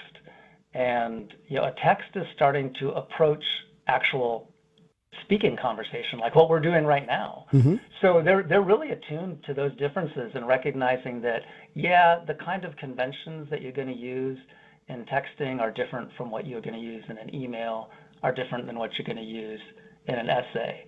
So there's no like real bright line, but they're definitely attuned to these small differences. You were talking about generational differences. You alluded to it with our dress code thing. So generationally, if a group of younger people, and you can define it however you want, doesn't write well, that doesn't, it sounds like you're saying it doesn't necessarily mean they can't communicate well. Is that correct? Well, yeah, I mean, you sort of want to start peeling back the layers of what's involved in writing, right? I mean, first of all, spelling is a particular part of writing. It's the visual representation of sounds. And, spelling, there's differences even between like what British and American English. I don't know, we spell tire differently. Theater? T-Y-R-E and T-I-R-E. So that's kind of one level of writing. But I think most people, when they think about like good writing, they want something to be clear, effective, that explains a particular point of view. And there's a lot of ways that can be done effectively. So that's where I would start with thinking about effective writing, good writing. And I think students today are definitely, as I said, attuned to, I'm going to write a different way when I'm texting than when I'm writing for a business proposal or a letter to the editor. Does that make sense? I get the subtle differences, but it still just has been hammered into me. And I'm a good Marquette student as well. So this is part of the problem. Yay. Exactly. That if you have misspellings and you aren't using grammar properly, you lose credibility and accuracy, or the perception of credibility and accuracy, if you're not getting those elements correct. Mm-hmm. Yeah, I think that what you said there is really a great way to say it, right? That you might be communicating the same thing, and the communication might even be clear, but there might be a perception associated with at least certain, and certain ways, certain forms. And I'll use the double negative here, I guess, as one example that's kind of easy to note, because nobody misunderstands a double negative. If I say I don't have no donuts, which sadly happens to be true right now. I got some great ones at Barthel's Fruit Farm this past weekend. They're not. Shameless plug there. Yeah, right. So I don't have no donuts. Nobody's. If you're a grammar Nazi, I guess you might say, well, you just actually said that you have donuts. But that's being difficult everybody understands you actually mean that it's negative, and nobody would dispute if you add a third negative. Like, it's not math, right? If you say, I don't never have no donuts, now it's negated 3 times, that doesn't suddenly make it negative again, right? So grammar's not math, English is not math.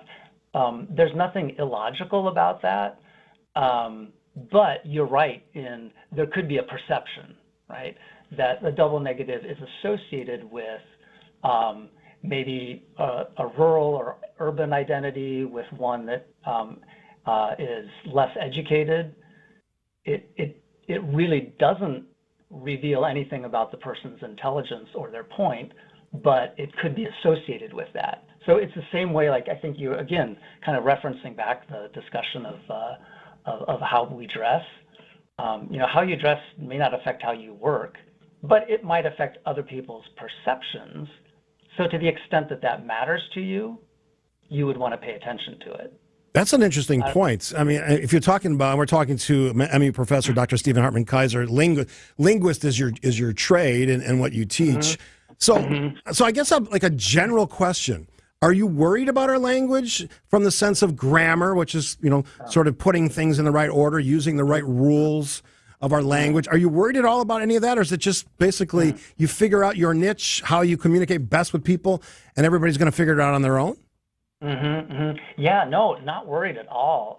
Language is just way too fascinating and cool to be like worried about some of these actual details of the language, and usually the concern again is on writing, which is I think my students were right to point out that writing is a really different thing than speaking, and so yeah, short answer is not concerned. I just want to encourage everybody to be a lot more curious about language.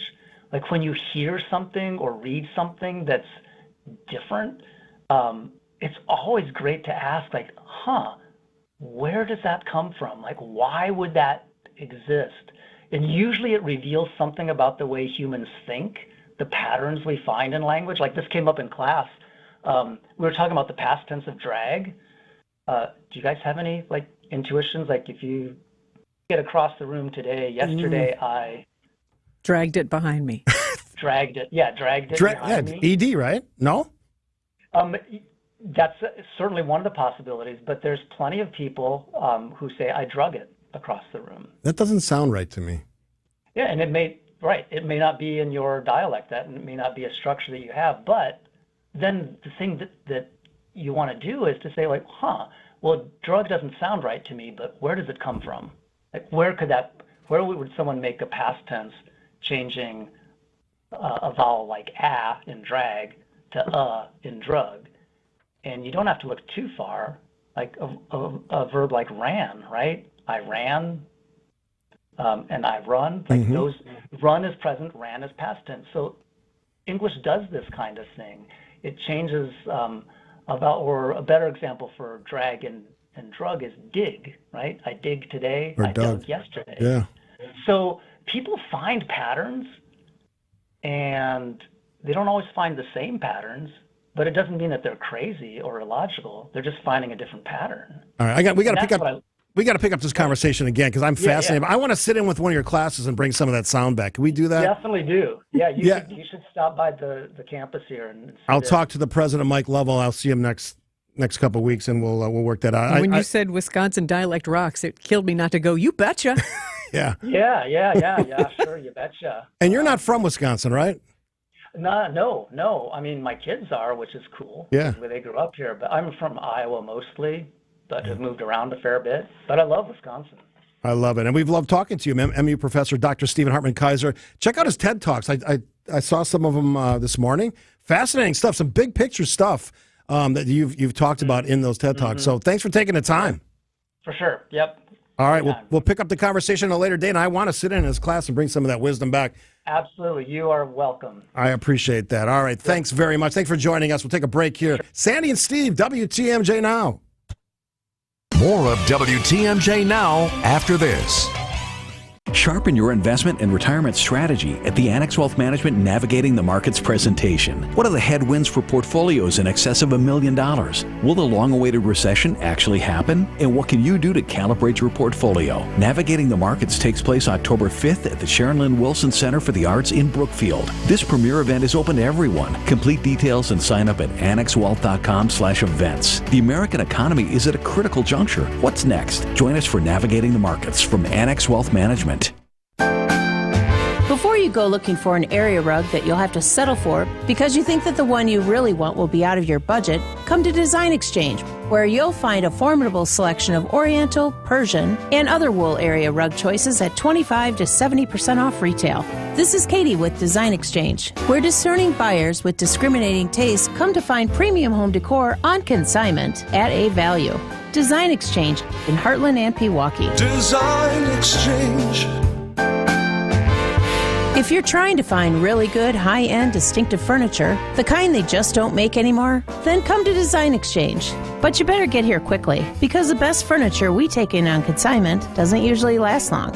It may be vintage, it may have once been out of your range, but now you'll find it's priced right. This is Katie with Design Exchange, where discerning buyers with discriminating tastes come to find premium home decor at a value. Design Exchange. Debbie Loziga here. I've been wanting to shade in my backyard for years, and now that dream is coming true thanks to my friends at Comfort Awnings located in Burlington. It's a local family-owned company that provides expert installation servicing southeast Wisconsin and northern Illinois. They came out to my house and walked me through the process, from different colors and fabrics, custom fit to my home's exterior and backyard. Right now, you can receive $250 off awnings and screens until the end of September. Call 414-AWNINGS for a free estimate or visit comfortawnings.com. Hey, WTMJ's John Mercure here. Upgrade and transform your current bathroom space with Sidex Window Siding and Bath. The best in the business is Sidex. Free shower door upgrade when you mention WTMJ or John Mercure. They're doing our project. Old tub shower is out. New, beautiful, state-of-the-art walk-in shower is going in as we speak. Seasoned design consultants with 30 years of experience, family-owned since 1988. As a matter of fact, Joe is honoring his dad's legacy with top-tier products and expert craftsmen. It's Sidex, the best in the business. It's Sidex. Hey, this is WTMJ Steve Scaffidi for Panoramic CBD. Whether you're looking to reduce anxiety, pain, depression, or just need to relax, who doesn't want that? Panoramic CBD is the best products for everyone's needs. I use their products. They farm, process, test, and package their own CBD products. Hence the slogan, from soil to oil, by overseeing every stage of that process. Panoramic CBD eliminates the middleman, ensuring unmatched quality throughout. Quality matters, folks, especially when you're talking about CBD. To offer you the best CBD products at the best prices for you and the breaking news and your pets. How about that? Shop local. Shop Wisconsin. From soil to oil, Panoramic. CBD.com. Hey, Wisconsin, Greg Matzik here for Holiday Automotive in Fond du Lac, the destination to get more truck or SUV for your buck and more for your trade during the truck month sale. Hey, is there a new Chevrolet, Buick, or GMC in your future? Or perhaps a GM-certified pre-owned model and all the peace of mind benefits they include is more your direction? Either way, your timing is terrific, and Team Holiday can get you there, ready for your fall trips and winter driving ahead. Speaking from my own experience and feedback from others, I'm confident you'll appreciate Holiday's simplified buying approach, helpful and straightforward way of doing things, and their genuine award-winning guest care. It is the stuff that delights and makes fans out of drivers from all over the Badger State and beyond. And I'm one of them. Discover the difference for yourself. Get more truck or SUV for your buck and more for your trade during the truck month sale at Holiday Chevrolet, Buick and GMC, Highway 41 and 23 in Fond du Lac, and at holidaygm.com. It's worth the trip. Get your tickets now for Barbaro, featuring Cedarburg native Kyle Shellstad, performing this Friday at the Cedarburg Performing Arts Center, shining brightly for 25 years. Go to cedarburgpac.com. Russ bought his first home in Wisconsin with a mortgage from Accunet when today's college freshmen were still in diapers. A few Friday mornings ago, Russ emailed saying he and his wife were ready to buy their forever home. And by 4 o'clock, we were all on a conference call with their real estate agent talking about what it would take to write a winning offer in today's inventory-starved market. And then it happened. They met their dream home face-to-face Saturday afternoon and wrote an offer $15,000 over asking, accompanied by an Accunet property-specific pre-approval letter that guaranteed they could could make good on that offer without selling their existing home first and without requiring an appraisal. That's right, no appraisal required, which both the listing agent and seller loved. I can't promise your very first offer will be accepted like Russ and Julie's, but I will promise Accunet can help you and your agent craft the most attractive offer possible. Hey, don't settle for a flimsy, unimaginative bank pre-approval. Get started with your rock-solid, guaranteed pre-approval by clicking on the blue button today at accunet.com. Brew October is presented by Network Health, Delta Dental, Annex Wealth Management, and Wintrust, Wisconsin's bank. It's WTMJ Now.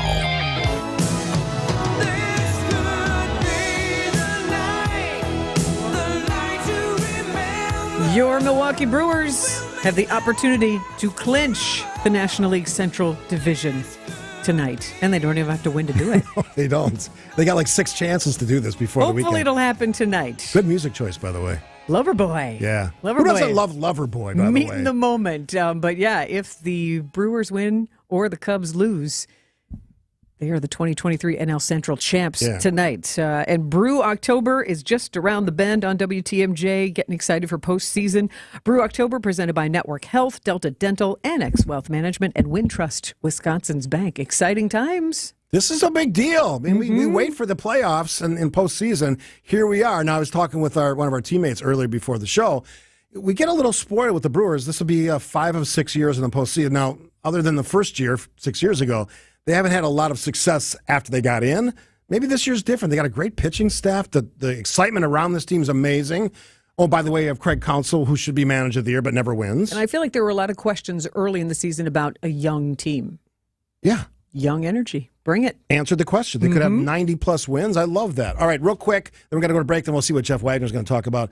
We talked to Anna and Jesse, Anything But Sports, about dress code. So I actually asked this question, and you guys really responded on the show poll today, 250 votes plus. Do dress codes really matter anymore? Or have they gone the way of the 3-piece suit, which I used to wear when I started my business career? I gave you a few choices. Hate it, dress for success, 20%. Good, doesn't impact work, 16%. Depends on situation. A whopping 62%. I think that's the right answer, right? You're not going to waltz into a business meeting with beach wear on. You're probably going to wear suits. Likewise, if you're in a very casual work environment that where you're sitting at a desk and just kind of, punching away at the keys, does it matter that you're not wearing a suit and you're wearing beach wear? I don't think so, as long as the work gets done and you're efficient. So I think it's situational. I would, however, say there are circumstances, this is what gets me riled up, where a dress code is important. And I don't want to see people wearing pajamas to work. I don't want to see them wearing pajamas on planes unless you're a little kid. There are some limits to what I would accept, but it's just my opinion, nothing else. Your thoughts on dress code? Yeah. In 60 seconds or less. Yeah, let's get to Jeff. It's all right. All right. We'll take a break. Sandy, Steve, WTMJ Now. Jeff's up next. We'll see what he's going to talk about on WTMJ. Sandy and Steve will be back after this. WTMJ's Jeff Wagner. We cannot allow our cities to become Lord of the Flies, and that is precisely what is happening. I would say I hate to say I told you so, but I did in fact tell you so. Throw the book at him, for goodness sakes. I always want to try to avoid being Grandpa Simpson, that get off my lawn, and kids weren't like that in my day. But the truth of the matter is, kids weren't like that in my day. Weekdays from noon to 3 on WTMJ. You're just going to have to live with it. That's what I told myself. And if you can believe it, that's what the doctors told me. Since Andy was a boy, he had health issues, which later we would find were primarily due to his trouble breathing. So for 36 years, Andy lived with about 85% blockage in his nose. He had to breathe through his mouth, because when he tried to breathe through his nose, it felt like he was being suffocated. It affected his sleep, his work life, and his ability to play sports. And he wasn't going to let it ruin his life anymore. So he came to Advent. As bad as it was, his problem required a simple solution. In-office balloon sinuplasty and turbinate reduction. Procedures you won't find offered by big box healthcare. This is Dr. Madan Kandula. It's definitely possible that your nasal breathing problems have a simple solution too. You can hear Andy's story in his own words at adventknowsandy.com and begin on your path to breathing well and living better. Results may vary. Is it time to diversify your portfolio? Hi, I'm Dr.